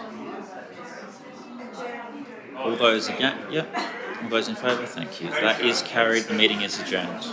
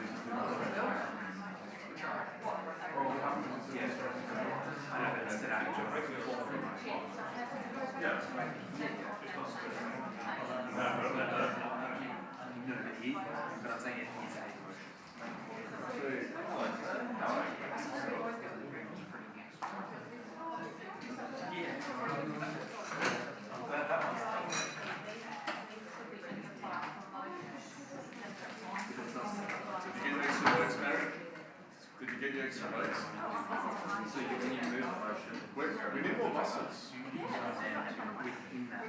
Where are they going to happen? You can't pick and choose where they go. Yeah, okay, you can't pick and choose where buses go. That's bizarre. Why'd you say that? What? I did, I voted against it. Yeah, because you're saying you can't pick and choose where buses go. You can't, can you? Hey, go on there, Tom.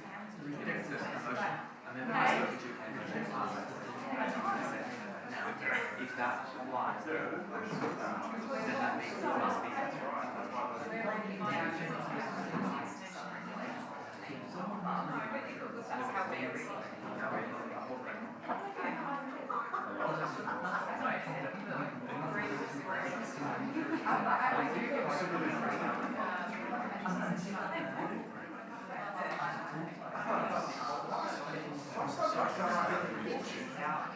Have you seen these guys?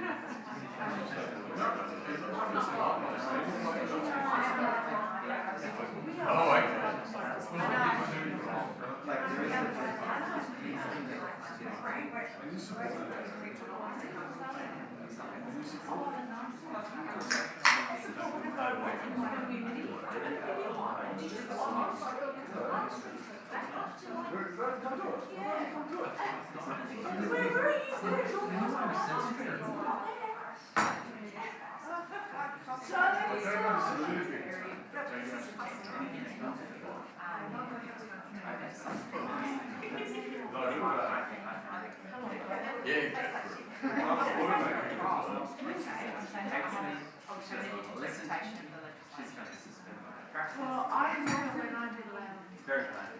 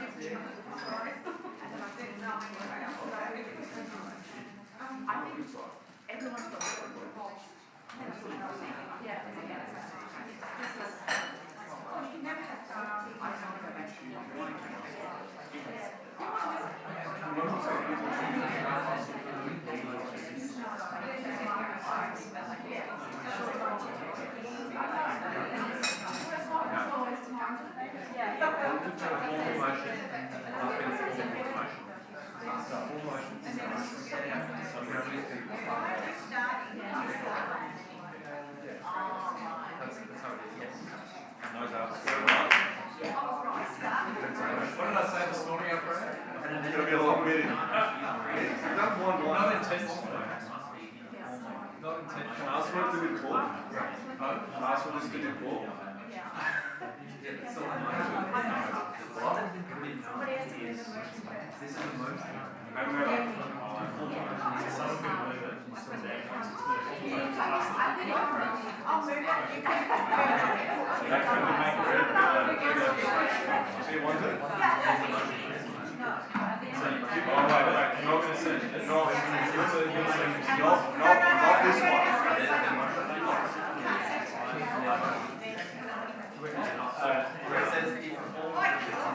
Members, if we can start to regather our seats, regather a seat, we can start to sit down again. That would be wonderful, and we'll get underway.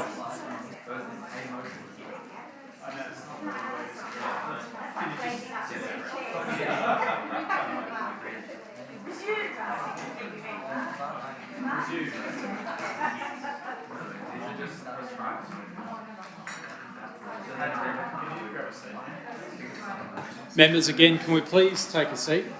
And and we can get ourselves underway again.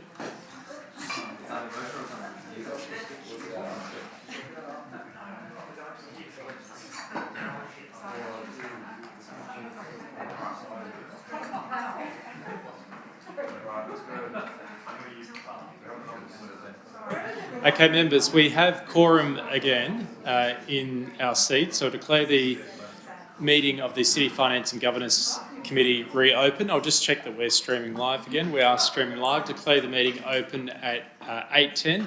Members, we're now up to agenda item 7.2, which is the draft FY27 business plan and budget. I'll hand over to Mrs. Spitalis to introduce it. Thank you. Through the Chair, for brevity, just a quick update. This is part of our roadmap on our path to seeking to go out for consultation in early May to enable us to adopt a budget late June. It's the culmination of many discussions through various workshops and CEO briefings. It provides a balanced budget, achieving a target surplus that we require to service our debt. I'm going to take the report as read and open the floor to any questions you may have. Thank you, Mr. Spitalis. Members, what I'd really like to do tonight is start to lock in some of the broader parameters around the budget, if we are able to. I understand there's been various discussions over email around projects that members may wish to see in or out. I don't want to get down into those individual projects tonight. We know that that correspondence has been sent around. Our primary aim tonight, though, is to see if we can lock in those broader parameters, and obviously there's still time for those individual projects to be discussed in coming weeks. So I'll just make that as an opening remark. Do I have a mover? I have a question. Well, I've actually already got a mover here, so I've got a mover and discount. A mover is Councillor Giles. Do I have a seconder? Why are we rushing this? Can we do questions? Excuse me. I'm chairing the meeting. I've got a mover, and I'm asking if there's a seconder. If there are questions, we can have questions. That'll be different to speaking. So, do I have a seconder? I have a seconder, so Councillor Mars is the seconder. I'm happy to take questions now, and then we'll go back. My question is, why aren't we doing the normal process of asking questions so that we can actually understand the report that's in front of us like we do for every single other motion? Why is this one different? I'm happy to discuss this with you afterwards, Councillor Davis. I have a mover. There was a seconder. Do you have a question? Yeah. Why are the expenses so much higher than CPI? Question for the administration. Through the Chair, are you able to point us in a more specific direction? So, say paragraph 6, I've got, say, correct me if I'm wrong, but 244.7 million is a previous position, and this year it's 264. 244.7 times 3.5 increase in CPI gives me about 253.2 million. So the draft budget is about 10 million above CPI increase, and I want to understand why the administration, where's the $10 million overrun come from? Perhaps can I just assist in framing the question as well? Because I understand that we've got, there are 6 parts to the expenses there. Perhaps in answering Councillor Davis's question, we can just talk about where some of those expenditure rises are across those expense categories. Through the Chair, I will attempt first, and then I may need to defer to Nicole and Mitch to assist.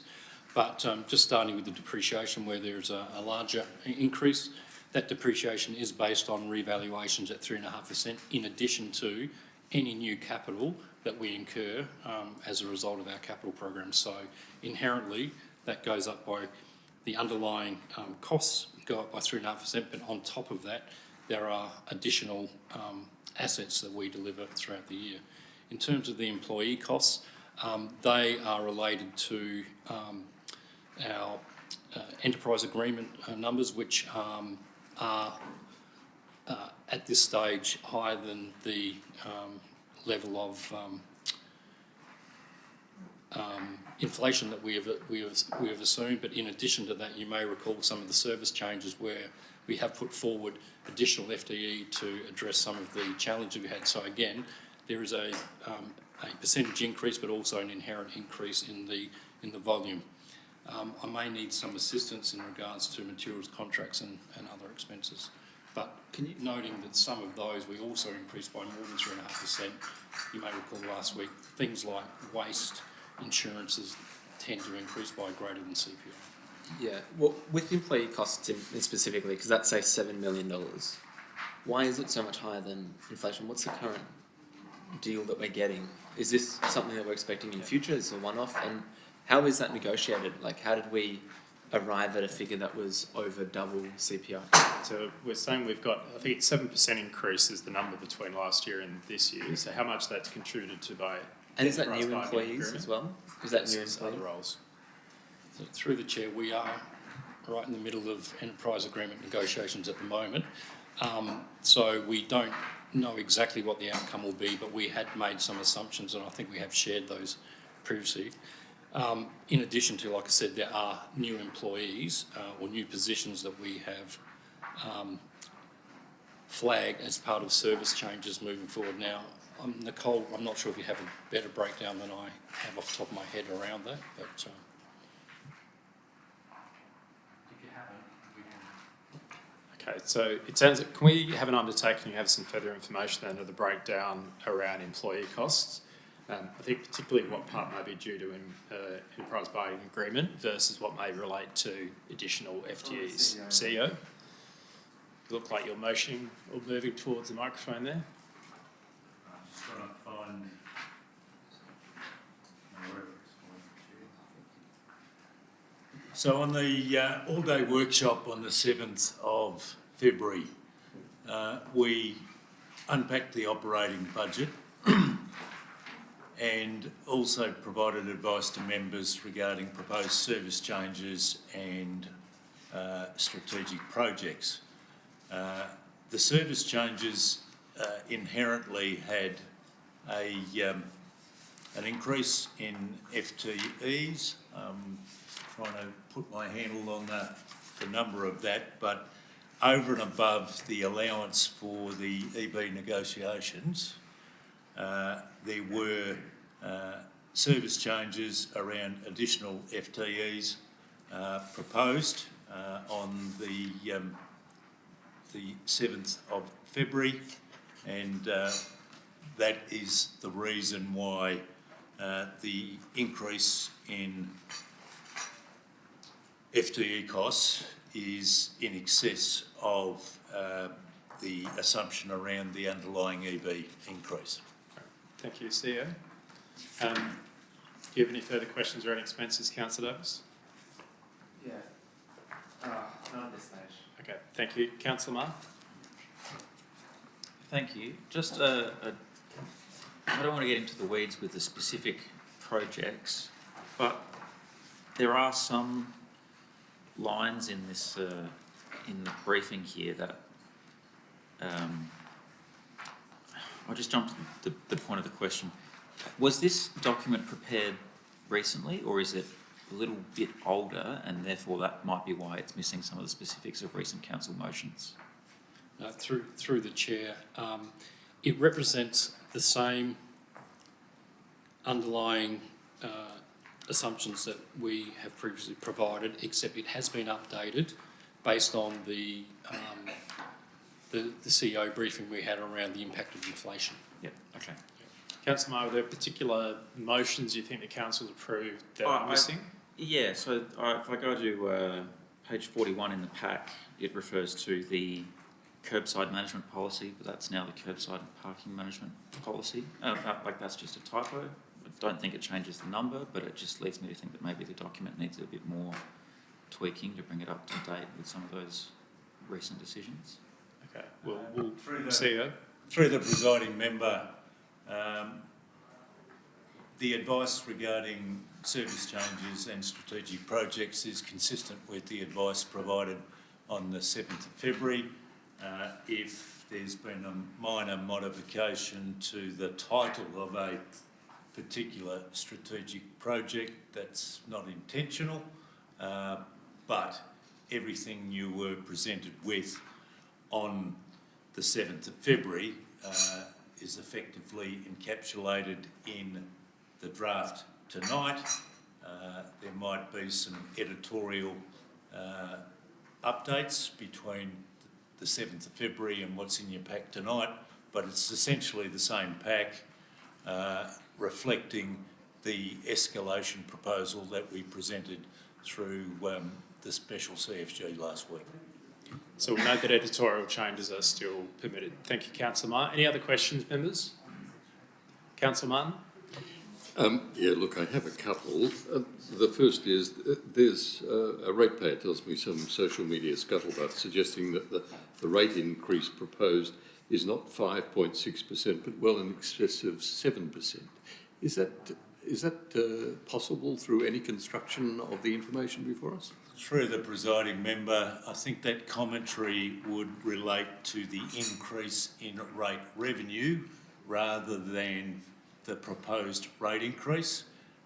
We have previously provided advice through this committee that the proposed rate increase for existing ratepayers will be in the order of 5.6% based on our last exchange with you. Over and above that, there is rate revenue derived from new properties. That increases the percentage increase in rate revenue, but not in the rates. Not the increase in the rates for existing ratepayers. Oh, so clearly my source was misinformed. Thank you. I have. Sorry. Can we please not interrupt? Can we please not interrupt, Councillor Davis? Yeah, This is going to proceed this evening. This is going to be proceeding this evening. We need to have uninterrupted speakers. Thank you, Councillor Martin. Thank you. Look, I also wanted to ask the level of funding, and it's not mentioned specifically, but I was concerned about the school safety program. In all of the documents I've seen, there have been no references whatever to any allocation, whereas the documents presented to Council on previous occasions have included an allocation of funds for the school safety program.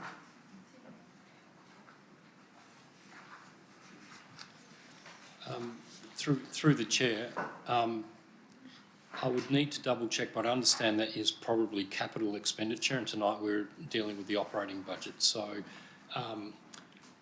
is it next week? I think we're bringing the capital budget to you, and you'll see some expenditure. So in terms of that. none of those costs, including the signage and so on, are operating budget. They're all capital. Yes. Yep. Okay, thank you. And I'd appreciate it if the information could come back. There's no commentary that I've seen yet from the administration in regards to the golf course and the impact that has on the budget numbers, both expenses and income.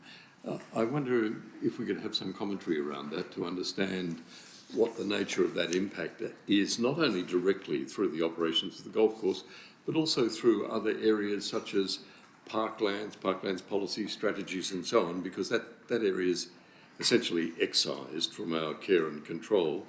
I'd appreciate any advice. Through the presiding member, and I'll need to choose my words carefully based on the fact that Council's most recent resolution regarding golf course operations remains in confidence, but my advice to the committee tonight is that the transition from existing golf operations to interim golf operations will be cost neutral to Council. I understand that, and I heed the advice of the CEO that we need to be treading carefully, but I do understand that it is a matter of public record that the government will assume control of that piece of parklands from the 27th of April, that the City of Adelaide will be relieved of its responsibilities in respect of the golf course from that date. Yes, it's a matter of public record through the Government Gazette publication and subsequent reporting of that by both In Daily and The Advertiser. Can I please assist and just clarify, is the way through this, Councillor Martin, is that we specifically address in the papers for Council how management of the golf course is treated in the future in the budget? Would that be a way of dealing with that? If that assists rather than the administration and you, Chair, that I'm happy resolving for it that. tonight. Yeah, any explanation would help me. Through the presiding member... Could you just put your microphone on there, CEO? Thank you. Sorry. Through the presiding member, if I can refer members to page 42 of the pack. The North Adelaide Golf Course line provides for an income of 5.2 million and an expenditure of 5.2 million. Make no money. The net will not change.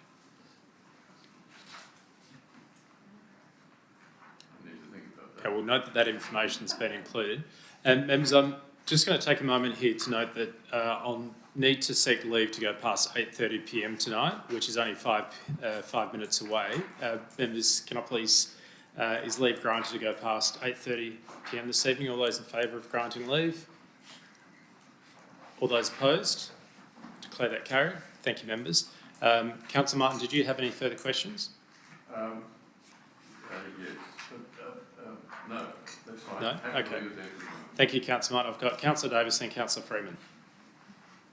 Councillor Davis, you had a question? Look, I'm quite shocked that expenses have gone up by 8%. Is there a proposal, and I guess my question is, when did we approve the increase to the employee costs of around $7 million a year? Was that a motion that came to council? Was that, have I forgotten that? We've had an undertaking earlier on to provide more information around that change in expenses, but Mr Spitalis, do you want to comment on that further, or should we stick with the undertaking? Look, subject to the further information that we can provide, this is a proposed budget tonight.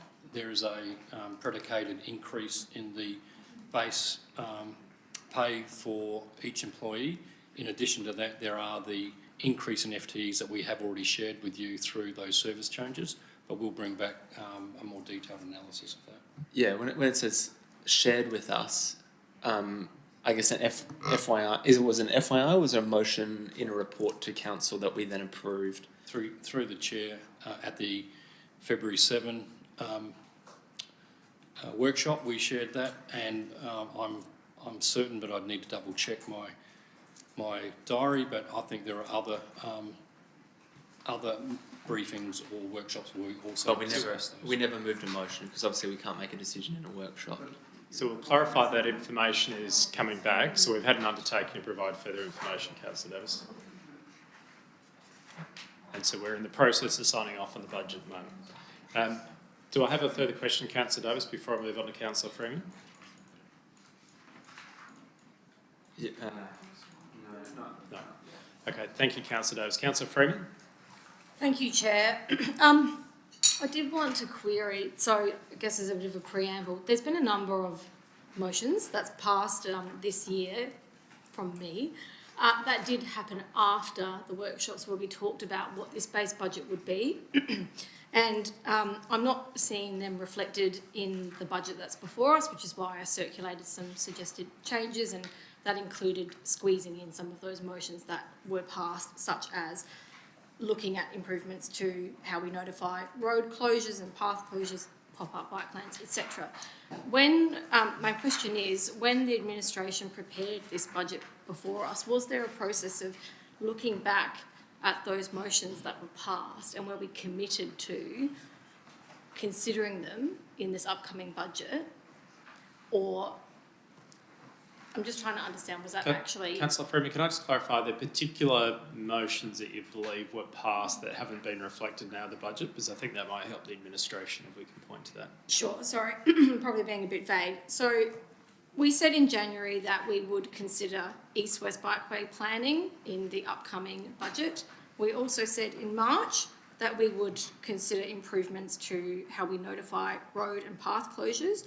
And then this month we said that we would consider implementing pop-up bike lanes in this upcoming budget. So I guess I expected, whether it's in the operating budget or capital, some line items for those things that were passed in the chamber. Similarly, Councillor Ma passed a motion about music. Sorry, I can't remember what it was. Wayfinding and Bennett. Yeah, So thank you very much. I'm hearing in the wings that some of this may be dealt with in the capital budget as opposed to the operating budget. Mrs. Spitalis or CEO, would you like to clarify that? Through the presiding member, and I'll need to revisit the motions passed by council. My recollection is that a number of the issues called for a report and further advice, subject to that information coming before council. But a number of the matters mentioned by Councillor Freeman are a matter for the capital budget, noting that this is the budget for 26-27. It won't be set in concrete for the whole of the 12 months of the 6-7 fin year. There'll be at least 3 quarterly reviews, and as information council has asked for is able to be factored into a budget, it'll be addressed as part of that process. And so can I just clarify those? So I think perhaps Councillor Freeman, where we're getting to is that if there are motions that have been passed that have budgetary implications for FY27, are they captured in the budget? That's essentially what you're asking. Yeah, So can we just clarify that then, CEO Mr. Spitalis, in the paper that goes to council? I think that would just help clarify that. We need to, through the presiding member, we would need to revisit the wording of the motions, the timing of information being provided to council. Thank you. Sorry, just a final question. I understand work needs to be done to write the report, to tell us how much something might cost, and a decision needs to be made there, but obviously we need to set aside money in the budget now. So is it usual practice for us to assign a nominal amount to these commitments made in council without knowing how much they're really going to cost? Is that a pool of money? How do we normally do it here? Mrs. Spitalis? Look, through the chair, we try to avoid any type of contingent funds in there whatsoever, because if we happen to do that, we end up rating the community for expenditure that may not occur at that point in time. So through that quarterly review process, we monitor all resolutions to see when and how they may impact budgets, but we will do a restock on the more recent ones to understand how they may play out. Thank you, Councillor Freeman. So I have Councillor Marr, Giles and the Lord Mayor. Thank you. Just further to that, and also with direct reference to the motion before us, with the recommendation to council before us, I want to get a lock on the timeline that we're doing. So what we're approving is the document attachment in front of us in the meeting papers, which will be used to form the draft BP&B, which goes to consultation. So between this and the consultation document, how much scope is there for slight changes to accommodate what Councillor Freeman was just talking about, what I was talking about in the two previous questions? Mr. Spitalis, can you clarify the timing for us? Yep. Through the chair, the timing is correct, although this will flow through to council next week to seek approval. As we've indicated, we'd need to take restock of those resolutions to understand if there are any immediate items that we would need to include. However, you do also have the consultation period where we listen to the community and other feedback where subsequent changes can occur if needed. So would I be correct in understanding that there are 2 further on-ramps here, one immediately prior to consultation, where we can make some amendments to the document to accommodate those motions that were previously discussed, and one immediately after the consultation to do the same? Is that a correct assessment? Yeah, through the chair, yes, subject to whether those resolutions resulted in us needing to incur a cost to deliver something versus a report, and where that may sit in terms of timing. Broadly, that is correct though. So once when it goes in as a draft budget, the council chamber, and another one when it comes back for final sign-off. So I have next Councillor Giles and then the Lord Mayor. I'd just like to ask a question to further clarify that point, because there's been a number, the 3 that Councillor Freeman referred to, the purpose of moving the motion was to make it time-bound, because of there were issues around the timing of what happened. So I just don't know what I'm hearing, whether I'm hearing is that, I'll just use the dog park one, for example, last meeting. Is the dog, like that talks about quarter, not the fourth quarter, this budget, that it will be in this budget. I was just assuming it would be part of either the capital budget or I just want to be clear that if councillors are moving, just clarify, I suppose, if councillors are moving motions deliberately in order to be able to get something to happen in a time frame, why do you have to go and review the motion if the motion says it has to be in this budget? Yeah. In terms of reviewing the motion, I mean, we're just needing to refresh ourselves on what they are to be able to incorporate them. In terms of the dog park, as a specific example, Mr. Sorry, in regards to the motion that was passed in regards to the dog park, if you remember, you asked us to do things to look at immediate, which was looking at the signs and the benches, and then to come back to council in regards to the immediate cost, talking to the paths. That's what you asked us to do. That's what the motion before. There was a revised motion, but it didn't get up. In relation to the pop-up bike, was it lanes, in the response we actually highlighted within the draft 2026-27 budget there is an allocation for the pop-up budget. I think the motion talked to see if we could actually do things within 2025, 26, noting that council was only, I think it was last week. Great. Thank you, Mr. McCready. Councillor Giles. I'll come back to that. There was an allocation and I just need to look to see if that was there. But the pop-up did also talk about the opportunity as a pilot to see if that could be part of the East-West as well. Great. Thank you, Councillor Giles. Thank you, Mr. McCready. Lord Mayor, with you. Can I say that one of the challenges is to be nimble, and it's not our core competency. I think we're not nimble because we're a big organisation that tends to move inexorably in one direction, and it's difficult to turn or change anything.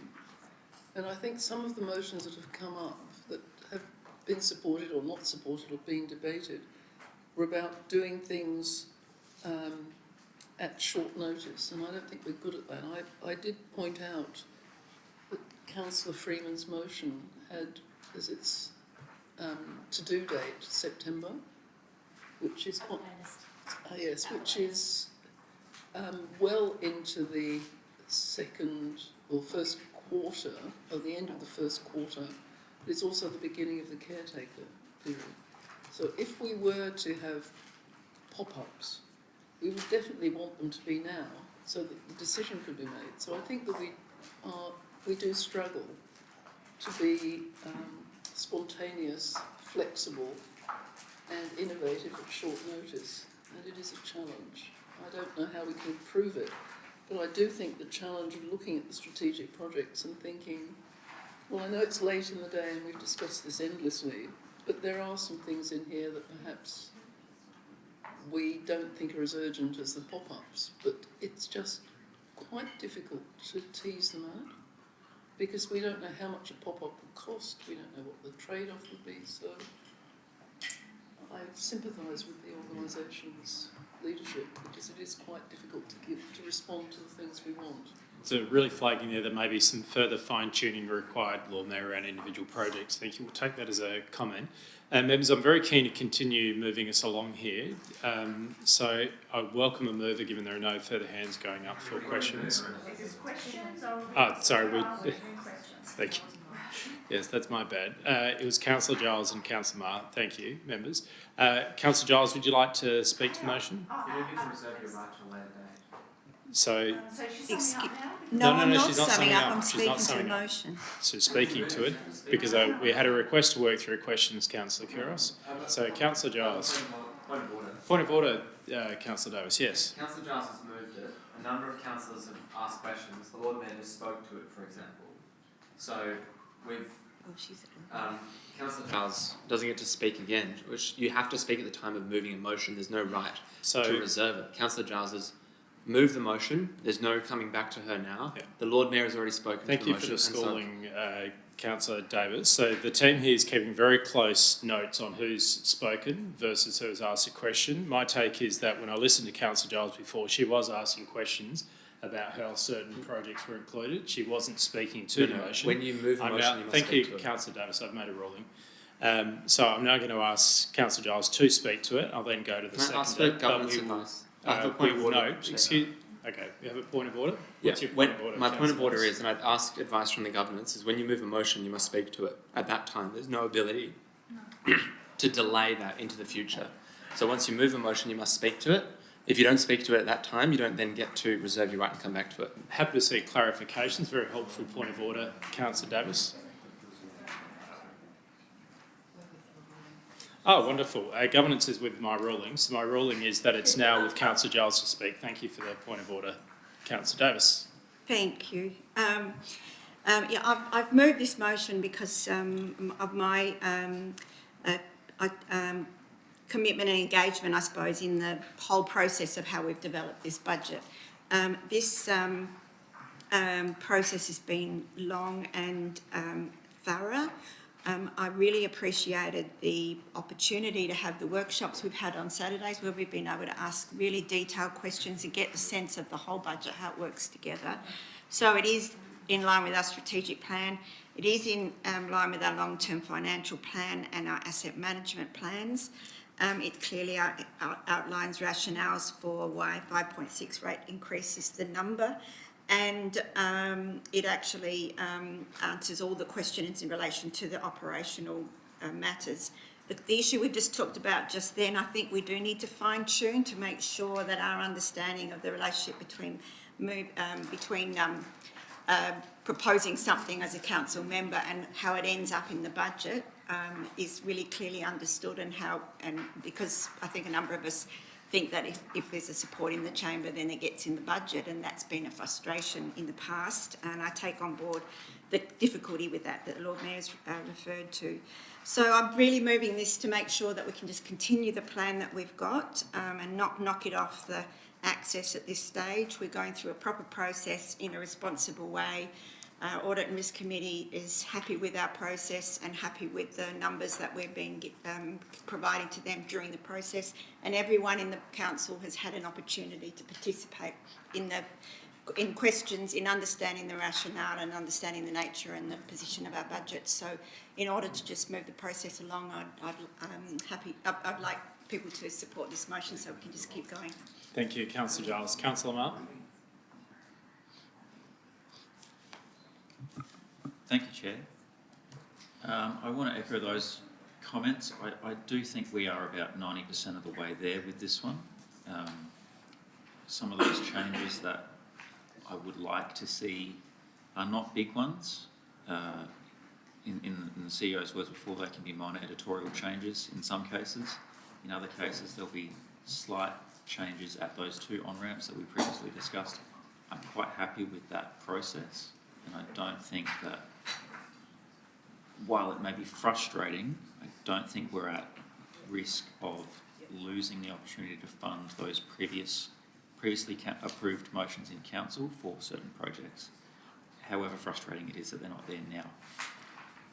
Being 90% of the way there, I'm happy to support this one to go through to the next stage, and bearing in mind that we do need to go out to consultation and get this back and get this all approved by June 30. So that's all I have to say about this one. Let's get on. Thank you, Councillor Marr.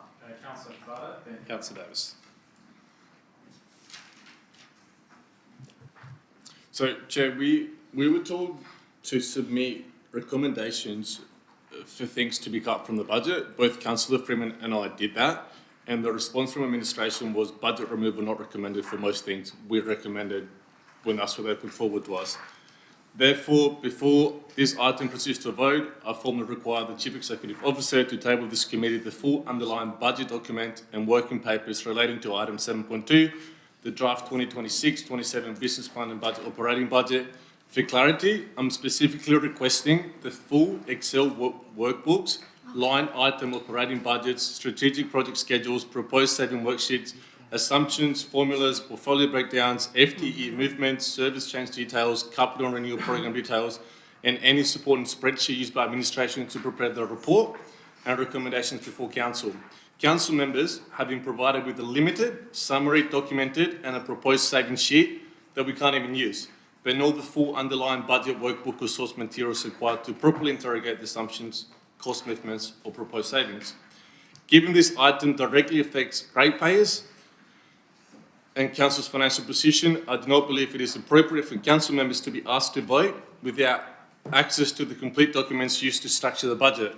I therefore require these documents to be tabled under Regulation 18, and I indicate that I am unwilling to vote on this motion until the documents are tabled.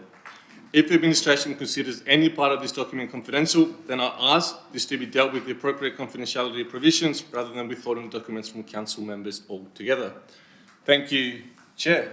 Thank you, Councillor Cabana. So my understanding is that you're requesting further information. The process here is to, the question here for the administration is, has the information that Councillor Cabana just requested already been provided? Can I just clarify that?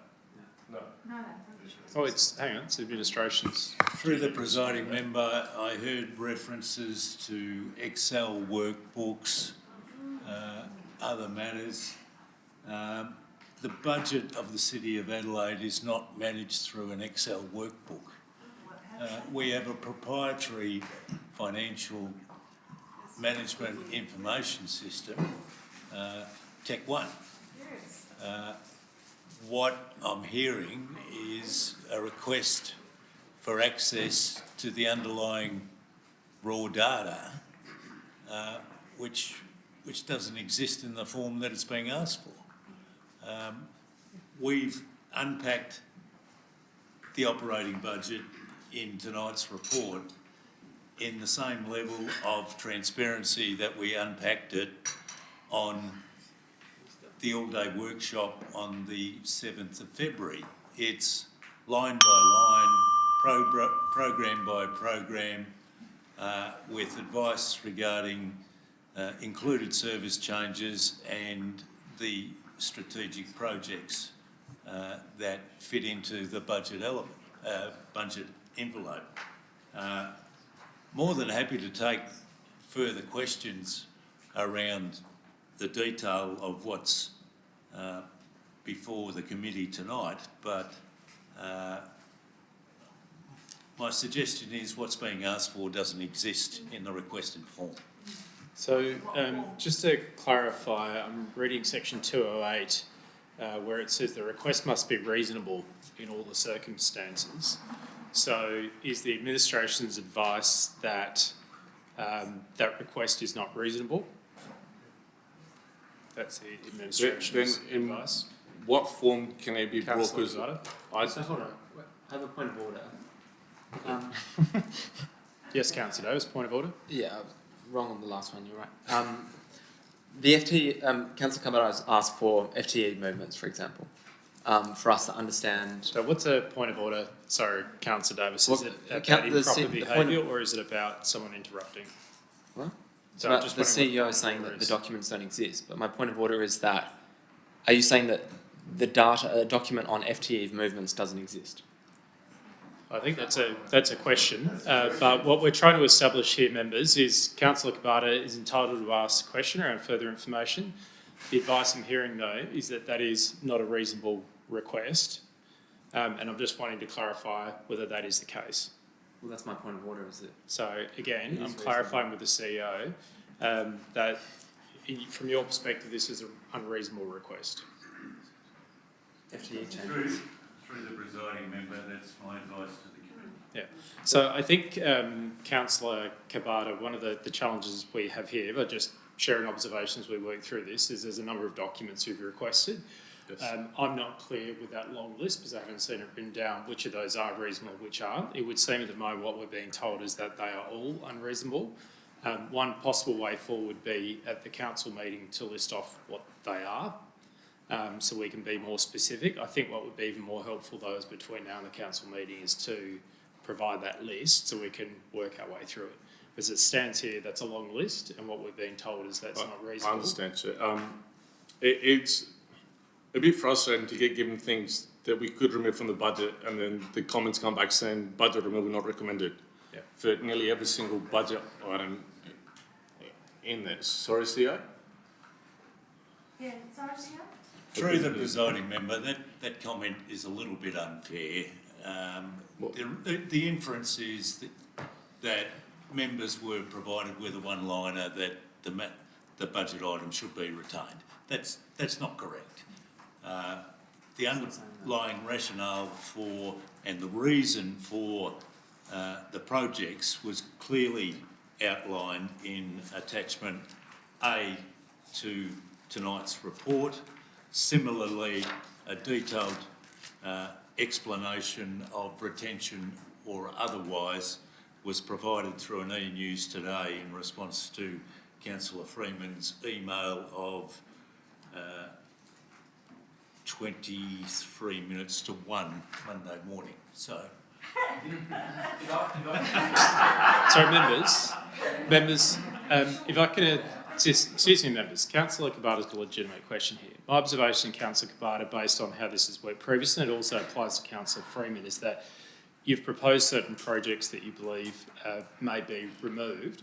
It is well within your right to continue to look for, despite the administration's feedback, it is well within your right to continue to look for support to make those edits. And if there was support, there is still an opportunity for that to be incorporated into the budget. The same applies for Councillor Freeman. Am I correct, Mrs. Spitalis? Yes, that's a nod. So I know that you've requested that information, but there is a way for those projects still to be considered as to whether they're in or out. That would have to be done leading into the council meeting. And even once it's out for consultation, it comes back, there's still a further opportunity. So I want to come back to establish whether you do want to continue to restate what you did before, because it obviously has implications for how we proceed. Yes. Yes, okay. I'm going to suggest we adjourn for 2 minutes because this is quite a fundamental issue in how we tackle the budget at the moment. I just need to get some clarity. All those in favour of adjourning for 2 minutes? Thank you. Declare that carried.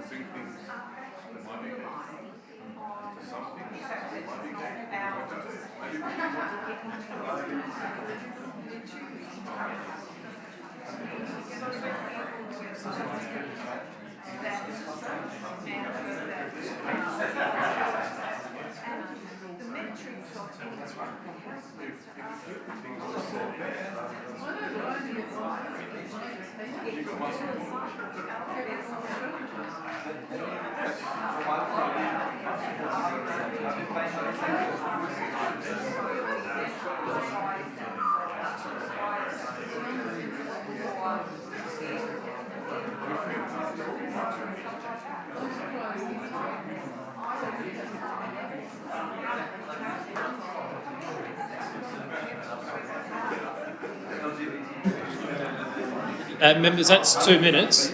It was short and sharp. If we can regain our seats. Thanks, members, for your support there for that additional time just for me to work through that. Excuse me, Deputy Lord Mayor, if we can just grab a seat.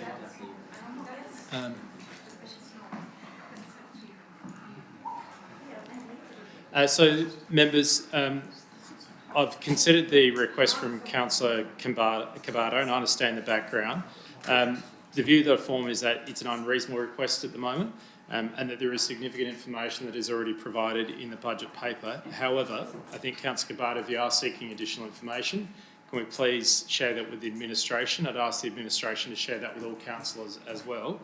And also, if there are particular projects which I know you've flagged already in that document, as well as other members, can we please encourage us to share those across members? Because, as I mentioned, there are a couple of opportunities to make further Thank you, Chair. refinements. Can I finish speaking? Yep. Thank you. So I'll just note to spend 2 whole weekends and get recommendations on things we might be able to cut, then to spend time on thinking what those things might be, put them in an email, send them through, and then to get not recommended, to me it just feels like we might as well not have those sessions. It just feels like a complete waste of time, in my opinion. Like, it's 2 whole weekends gone for nothing. If you're going to put things that we can actually cut, that would actually be better than just putting things and then we can't cut because it's not recommended. That just seems like a waste of time. Thanks, Councillor Kabata. I can understand the frustration in terms of how the process can work at times.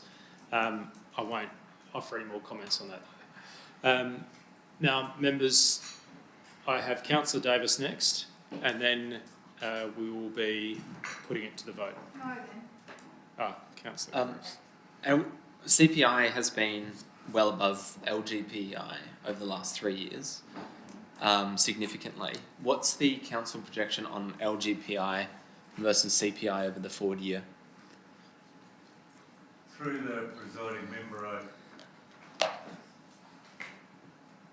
presiding member, we provided a forecast LGPI in the workshop papers for last week. It had a 3 in front of it. I think it was about 3.4. So the forecast LGPI latest, noting that that's a forecast based on the December numbers, was about 3.4, which was entirely consistent with the CPI trend over December, January, February. Secondly, my view is that our council increase should be in line with LGPI. What would it take for the administration to come back with a proposal that would fit that proposal? Through the presiding member, I would note that the draft budget is currently built on council's agreed principles around asset renewal, repair, and an ongoing increase in the asset renewal ratio. They are actually additions to the underlying CPI to come up with a rate increase that has been workshopped with council. So in the absence of a clear direction to undo previous directions, I'd be hesitant to make a commitment around coming back with an alternative budget that balances without that direction. So in terms of a clear direction, CEO, that would require presumably a motion at council or something equivalent? Correct.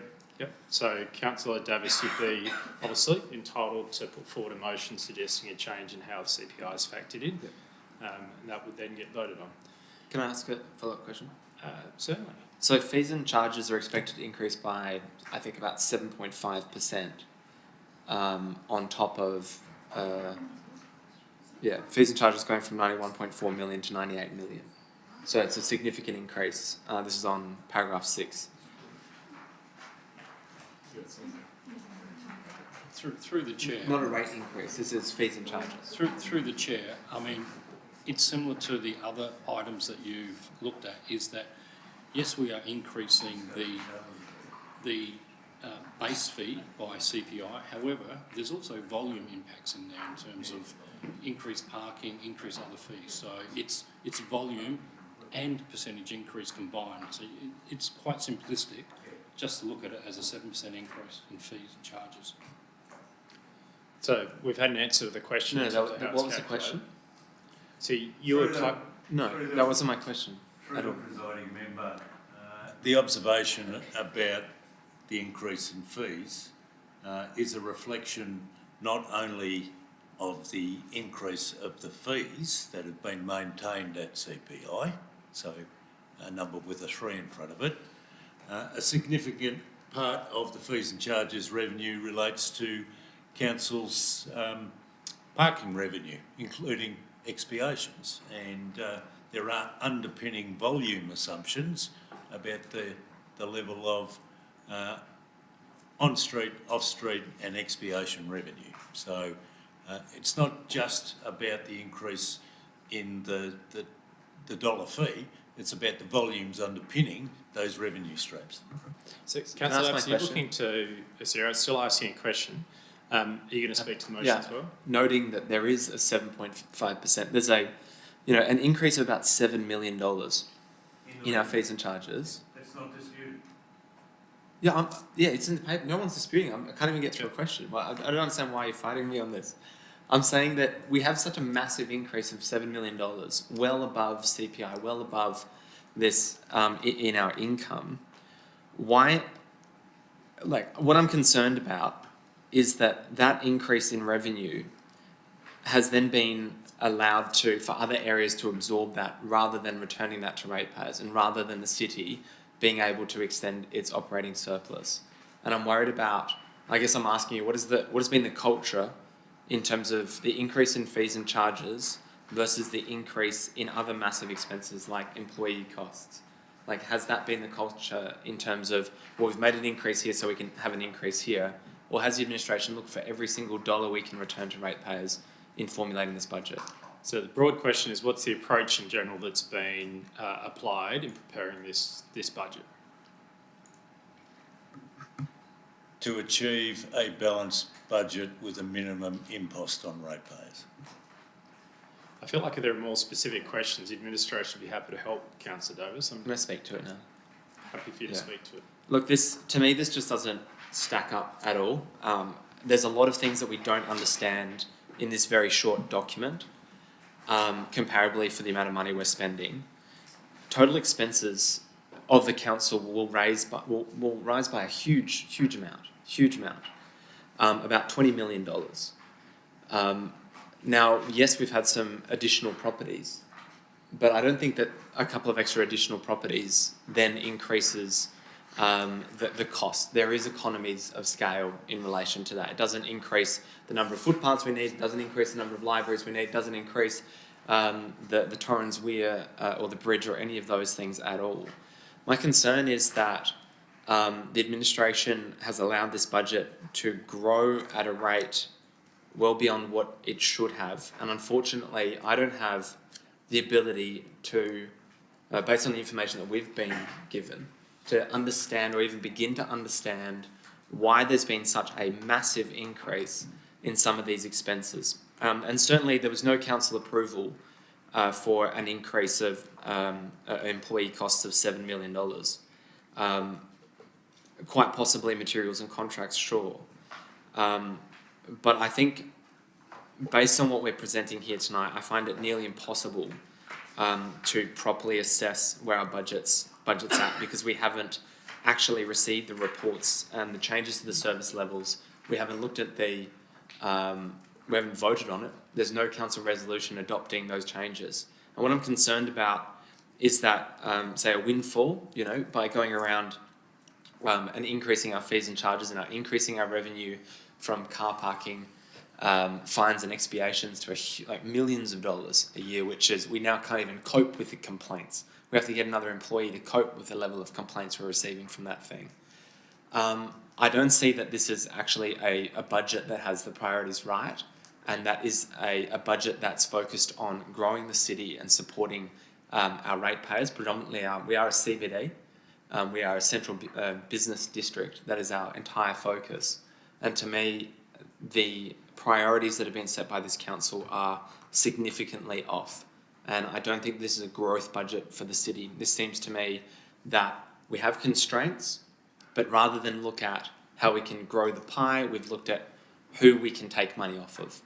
And time again, I've got business owners telling me that they're moving out of the city because it's too expensive, because their customers can't get here, and it's becoming more and more of a hostile environment in the city.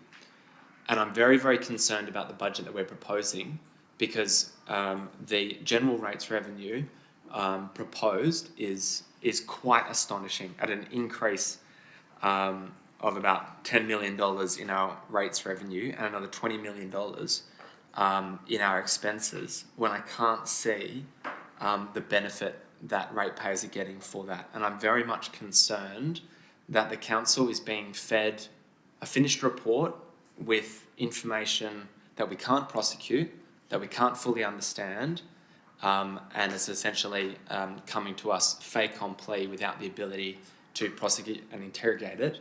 And councillors are now sitting here going, oh well, I guess we'll just have to accept whatever it is.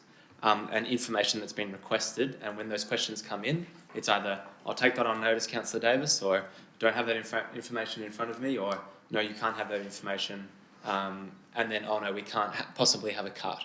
And I don't think this council is acting responsibly in relation to the motions. The timer appears not to be working here, so you're about 30 Oh, that's great, so I can go on until it works? No. All right, well then let me... That's time. Yeah, okay. Now, in my view, if I can just finish off. Are you seeking leave?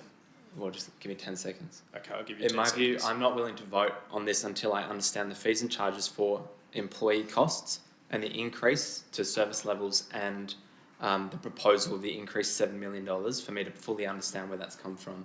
And I would refuse to vote under Regulation 18 until that information actually been tabled to council.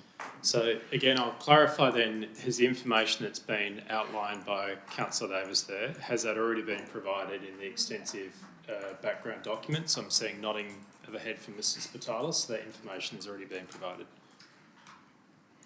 Further to that, Chair, at the February 7 session where we provided line by line current year budget versus next year's budget to provide that baseline, which shows FTE, it shows income, it shows expenses line by line, program by program. That has been consistent with the information that has been provided and included in this business plan and budget. And at that February 7 session, every council member had a chance to interrogate every line. So the information's been provided. I'll take that on board because I wasn't there. So I'll come back to the administration. If you could resend it to me, I'd really appreciate it. Yeah. Thank you, Councillor Davis. Okay, I'm going to move along now. I believe I have Councillor Freeman and then Deputy Lord Mayor. Oh, sorry, Councillor Kouros. No. You are sorry, Councillor Kouros, Councillor Freeman, Deputy Lord Mayor.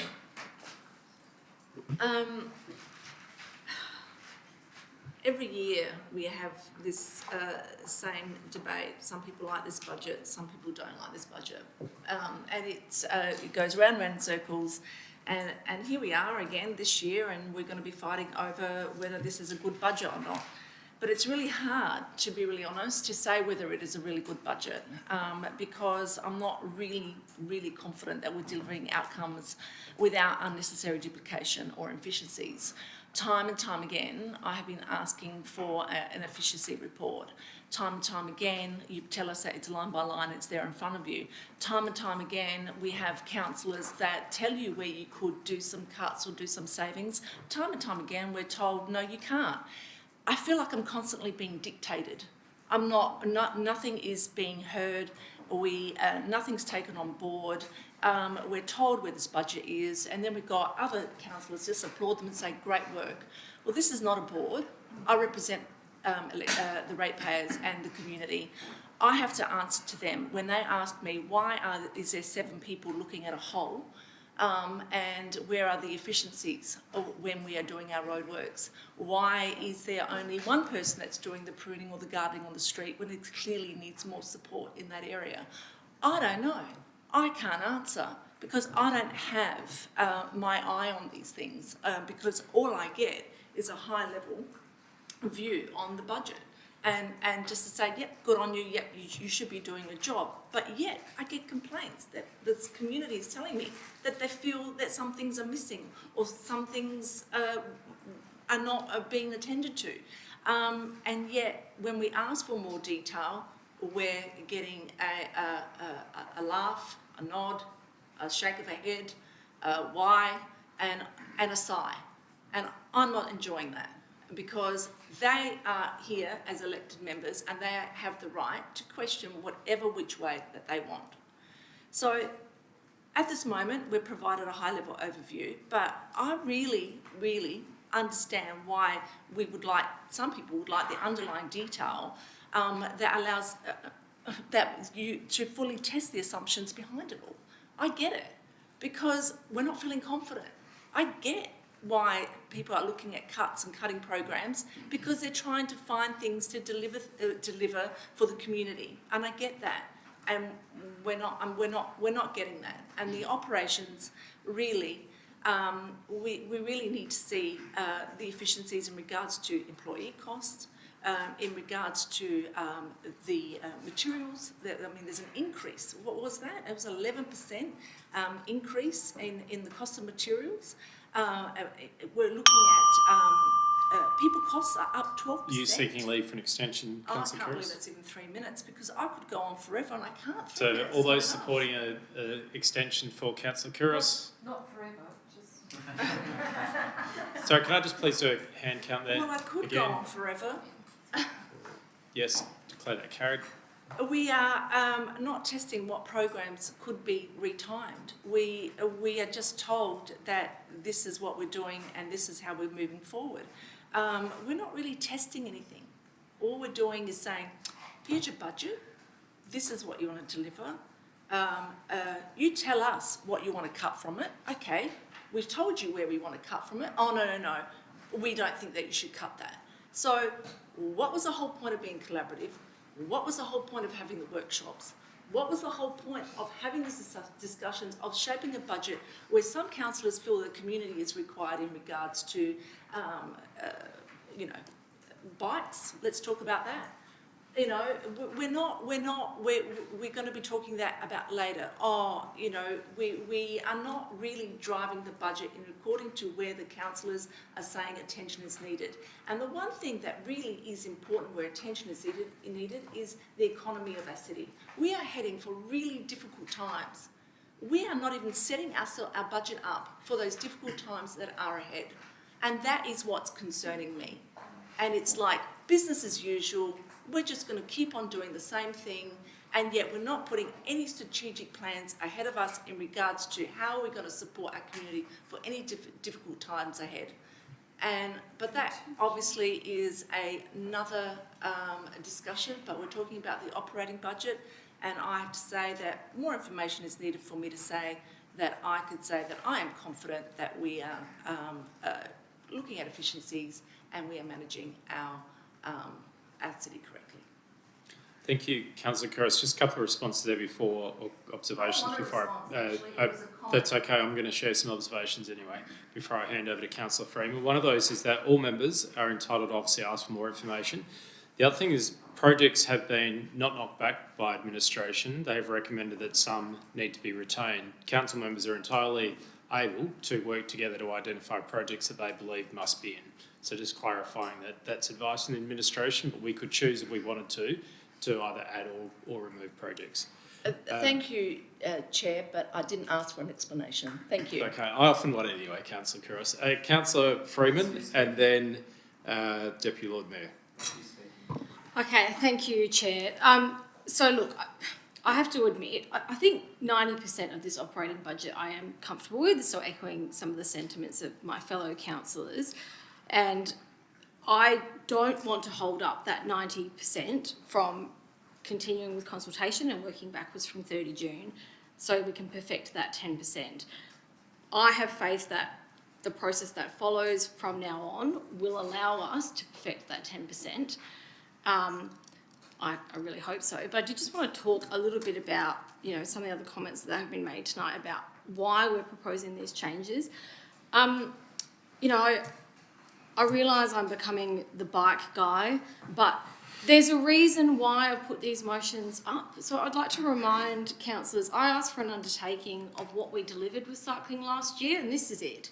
Super Cycle Sunday and 900 metres of Frome Street. That's it. There is a huge deficiency in that part of this organisation. We have an integrated transport strategy. In the operating budget, capital may be different, there's $300,000 proposed for that strategy. versus over $1 million for the climate strategy, and AIDA we keep talking about fully funding, so there's a huge disparity there. I am concerned that these gaps that we've spent a lot of time debating and passing in the motion are not jumping out on the page, and that doesn't really give me confidence that they will be funded and addressed. Like I said, I have faith that we'll continue to refine the budget. It's, we've got till 30 June. But just on that point of it not jumping out on the page, it's not just about me. There is a perception out there in the community that we haven't spent any money on cycling and we're continuing not to. So what are we putting out for consultation? I'm very interested in what messaging is going to accompany this draft budget, and could I seek an undertaking that as part of next week's council meeting, we could have an understanding of what goes out with consultation. How can we lead the community and give them reassurance that maybe there's some gaps that we will be addressing potentially? So requesting an undertaking as to what information goes out as part of the consultation process. I can see a nod from the CEO, so we have an undertaking that information will be provided. CEO? Through the presiding member, what goes out to consultation is a full-blown draft budget in the form that your current year adopted budget sits on the website. So there'll be Q&As, there'll be other consultation material, but the guts of what goes out to consultation is the detailed budget. Right. Thank you, CEO. Sorry, I need clarification on yes, that. Does that mean a no? My understanding is what the CEO has just said is that we have an example of a budget and business plan that's already out for FY26. It'll be a similar document. The question for Councillor Freeman would be, is a narrative in the FY26 budget and business plan sufficient, or is extra information required? Sorry, still didn't answer me. Is that a no, we won't provide that information, or is that a yes, we will provide that information? So it was a yes that a draft budget and business plan will go out. The question is Councillor Freeman looking for additional information on top of that? Through the chair, the other... Just seek clarification from Councillor Freeman first. Oh, I'm happy for Mr Spitalis to speak, and maybe I'll follow up. Through the chair, what I can also share with Councillor Freeman and maybe the other two new councillors is the type of information that we used for consultation last year to give you some understanding and context of what will accompany the business plan and budget. Sounds like that could be helpful. Sorry, Chair, still didn't answer her question. The question was, will we be providing the community with point of order? You might not like the answer. It's the best they can do. I think we have to move on. Lord Mayor, it's a very important question. It's a question. Thank you, Lord It's a very important question. Accept the Lord Mayor's point of order. What we've been told is that there is consultation information that's going to be provided to Councillor Freeman. I understand Councillor Freeman may not have had a chance to look at that. I understand you probably will, and then give us feedback as whether more is required. So I don't think we can expect Councillor Freeman to comment on something that she hasn't received and looked at yet. Importantly, Chair, Council endorses what goes out to Council, at the consultation. So nothing goes out that's not endorsed by Council. So there's more information required, more to be provided. Thank you. Councillor Freeman, had you finished? Yes, Chair, I've finished. I guess just to respond to that, it would be really helpful to see what went out for the last budget, so that, for me personally, I've got confidence that we'll be able to message some of the gaps that I'm worried will give the community a poor perception of this council not actually doing what we said we would in the chamber, to put it bluntly. Thank you, Councillor Freeman. Deputy Lord Mayor. Look, I actually take offence that Councillor Davis actually indicated or stated that some of us would be just rolling over and not being fully informed and just making a decision on this budget. Some of us actually were attending the 7th of February workshop, where it was the organisation was absolutely unpacked, and it was detailed. And it was detailed to the point that we're not crossing that line between governance and operations. And so I'm feeling very comfortable with the process. And there's still, as we just mentioned, that we have to endorse what goes out to the public anyway. So there's still a little bit of ironing out, but at the end of the day, I feel that we have been given all those details, to the details that we need to have to make those decisions. And as we talk about difficult times ahead, I think I put up a motion last week that actually attempted to prepare us for those difficult times as a contingency plan, and it was knocked back. I'm happy though that we actually do have forecasts every quarter. We have a fairly healthy operating budget where we do have that sort of wriggle room to actually look at projects as they come on board, depending on market changes. This is absolutely normal, so I am feeling very comfortable, and I'm one of these people that will congratulate the administration for getting us this far. Thank you, Deputy Lord Mayor. Lord Mayor? I don't wish to flog a dead horse, but one of the things I've mentioned several times is the way we budget for a full year. And I understand for a programme that's already in place you should do that. But in my view, if you're coming from a standing start on the 30th of June, you can't employ these people for Part 7 for a whole year, because you're going to advertise, you're going to recruit, you're going to select, they're going to move in. I actually think that we should be more focused on funding a half or a three-quarter year budget for new initiatives, just because I think it's impossible to have a standing start and spend a whole year. And I think that's why in some cases we have money in the next quarter or the end of the financial year. It just seems to me not an efficient way of budgeting. So I just raise that and ask if we might do it next year. Foreshadowing a change to how the budgeting occurs. We'll make a note of that, Lord Mayor. We'll make a note of that, Lord Mayor. Are there any other members who wish to provide a comment? You've already spoken, Councillor Davis. Question. I'm just looking at the Office of the Lord Mayor. The employee costs 1.8, being what? He's entitled to ask a question. Can you please ask the question? Being 1.8 million for employees. I recall it being like significantly lower than that when we first came to council. What was the original employee cost? Can you remember? For the office, what was the expenses for the Office of the Lord Mayor when we first came into this council? I could see we'll have to take that one on notice and look that up, Councillor Davis. Yep. Members, given that no one else is wanting to speak, I'm going to make a very brief comment. This is actually in relation to capital item, but it is referenced in the operating surplus aspect of this paper. So the paper states the operating surplus enables funding of council's commitment of 1.5% rates revenue for upgraded community buildings. I'm flagging that I'll be looking to make an amendment to our capital budget to bring the 1.5% down to 1%. I understand that can help alleviate some of the pressures around rates. I've not sought broader support for this, but I think it's appropriate to share that I'll be flagging this when we get to the capital budget discussion. So we currently have 1.5% of rates revenue for upgrade of community buildings, which I recognise as a capital item. I'm flagging that I'll be looking for support to bring that to 1%. The reason I flag it now is that influences the operating surplus. So I'm not sharing that for debate. That's just flagging that for members to be aware of. Happy to provide further justification that when we talk about the capital budget. We'll bring it back to sum up then, Councillor Giles. Thank you. There isn't much more to say. I don't think we've all had our say. What I want to do is to reinforce the process stuff that Councillor Noon has referred to. We have the process is we've all agreed on the principles. There wasn't this sort of debate around the principles of our budget. My view is if you've got a major problem with the budget, that's where you make your intervention. You actually talk about cost cutting. You talk about reducing expenditure in the principles, and nobody did that then. Excuse me, can we please not interrupt the speaker? The next thing is that we have picked into the detail.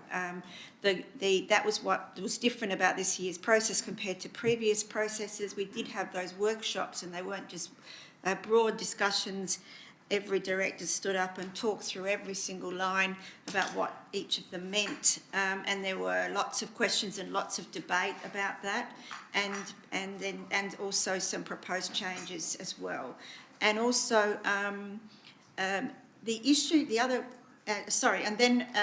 So we picked through the operating budget, and we picked through the capital budget.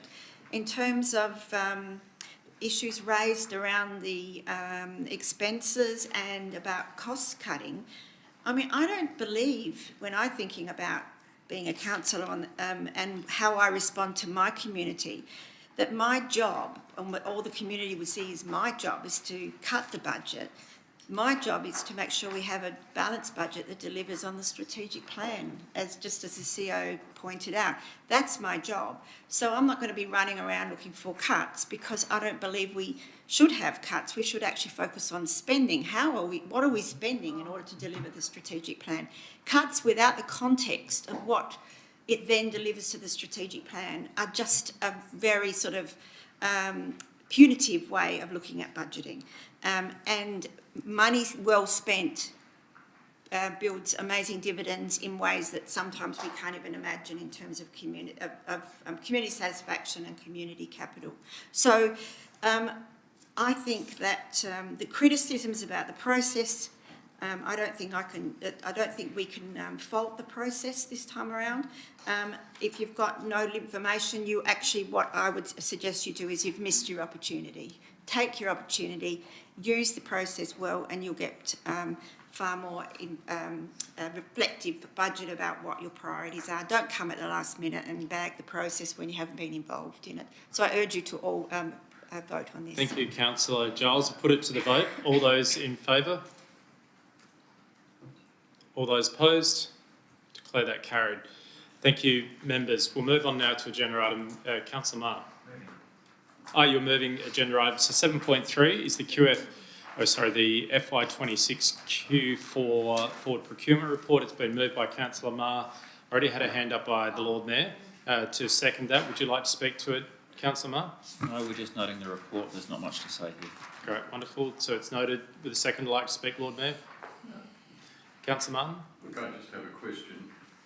And I wondered if the administration would take us through the scope of the work and the timing for the Central Market roof replacement. Where does that sit as it relates to the escalator and to the opening of the new Central Market? Mr McCready, can you assist with that one?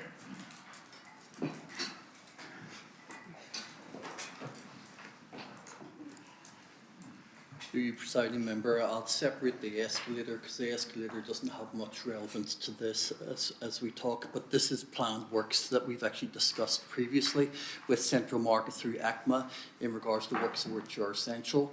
It doesn't impact on the adjoining new market, and its works have been actually endorsed by Council as part of its business plan budget. We've just been going through design and engineering. That's why there's been some time to get to this point, but effectively we don't foresee any impact in regards to the escalator. There'll be more impacts and shuffling about in regards to the likes of the car park. Yeah, and I just seek a clarification through you, Chair. When you talk of the impacts to the car park, that's associated with the roof, is that correct? That's indeed correct, but it's not the first time that we've had open cover car parks at certain times, but we will provide the suitable coverage in regards to that. I understand. I guess my question is, we're not going to have a circumstance, are we, where the roof is off, the car park is exposed to the elements, and we're celebrating the opening of the new Central Market altogether? We are. Through you, presiding member, we are conscious of the works, and as I've indicated, Councillor, we are minimising the impact in regards to the opening of the new Central Market. This doesn't talk to the new extension of the car park, which is already built in. It talks to replacing the corrugated iron that is currently over the current Central Market, which will be done in stages. So we're not removing it in bulk. Got it. So the stages that's could the bit I was looking for. Thank at you. the same time as the opening. Mr McCready, the stages could still be happening though at the same time as the opening. And minimised, correct. Any other questions? Comments? Councillor Davis? This might not be the right spot for it, but has the Office of the Chief Executive and the Office of the Lord Mayor been combined? Is that in relation to the motion in front of us, Councillor Davis, which is a quarterly forward procurement? There were 3 items referred to in the attachment. Yeah, it's totally in there. So it relates to Adelaide Central Market, Pirie Street improvements or Adelaide Central Market roof renewal. My Yeah. ruling is it doesn't relate, Councillor Davis. Can I ask you a Do question you have without any other notice? questions? Sure. Question without notice? Yeah. Yeah, have the Office of the CEO and the Office of the Lord Mayor been combined? So again, I'm just going to give you the same answer, Councillor Davis. People, or members, will enjoy going around in circles this time of night. So no, that is not relevant to this. Any other questions? No? Great. Would you like to sum up? Summed up. Summed up. I'll put that to the vote. All those in favour? All those opposed? That's unanimous. Wonderful. Thank you. Members, we'll now move to agenda item 9. Let's keep moving along here.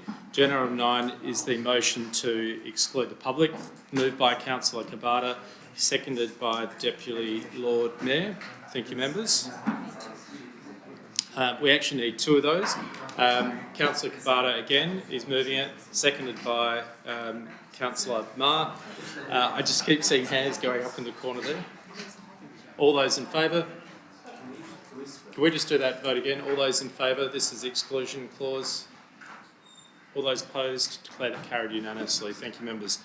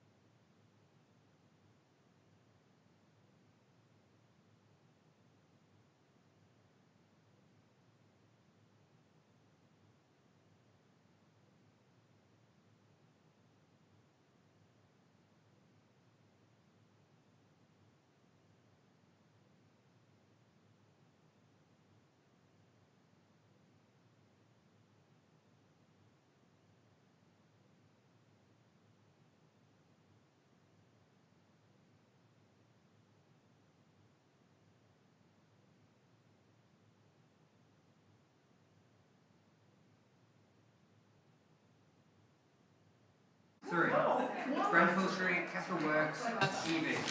Thank you, members. We're going to resume the Infrastructure Public Works Committee at agenda item 7.2. Now, I need to first seek leave to go past 8:30 p.m. All those in favour? That is carried. Thank you. Now, I've got Councillor Martin with his hand up. Are you moving the motion in front of us? Thank you. Do I have a seconder? Deputy Lord Mayor, do you wish to speak to the motion? Deputy Lord Mayor. Oh, yeah, I'd love to. No, I'm only joking. Lord Mayor, I see your hand up. Do you wish to speak to this motion? Okay. All right, all those in favour? Yes. Thank you, carried unanimously. 7.3, I'll ask Mr McCready to introduce the item very quickly. He's introduced the item. Right. Moved by Councillor Freeman. Sorry, no, I don't care. This isn't late for me. Oh, yes. Sorry, two very quick questions. So first of all, the savings that we have in the remaining budget. So for new and upgrade, we're 65.2% unspent. The pop-up bike lane motion last week, we said we'd look at savings in this current budget. Are these savings part of that consideration? Through the presiding member. So as members would be well aware, we review our business plan and budget on a quarterly basis. The current program for new and upgrade is a little bit shy of the budget. I can advise that we will be bringing a report through committee in May to recommend adjustments to the capital program. There'll be some reductions, there'll be some inclusions, and we'll be seeking the support of committee and council to progress those in May. Yep, good. Thank you, CEO. Second, very quick question. There's a long list of locations in here where we're doing LED upgrades. Last time we looked at this report, there was an undertaking to look at spatial representation. So just a reminder that that undertaking was accepted and not yet actioned. Okay, so that's noted. So I think we will get to that before the council meeting. Yeah, but do you, presiding member, note the comments from the elected member, but effectively this is the schedule that we've worked very closely with SAPN to replace all the lux levels and whatever to enhance it in LEDs, but we'll come back with the information. Sorry, not specifically to that item, it was just when you're away, Tom, we talked about it, yeah. Thank you. Councillor Freeman, did you wish to move the item as well? Yeah. Yep, moved. It hasn't been moved yet. Do I have a seconder? Lord Mayor, do you wish to speak to the item? We'll keep going. No? No? Does anyone else wish to speak to the item? No? Summed up? All those in favour as printed? That is carried. Thank you, members. Okay, no reports for noting. Now we need to do an exclusion of the public. Thank you, Lord Mayor. Seconded by Councillor Kouros. No debate. Summed up. All those in favour of the exclusion clause? Thank you. That is carried unanimously.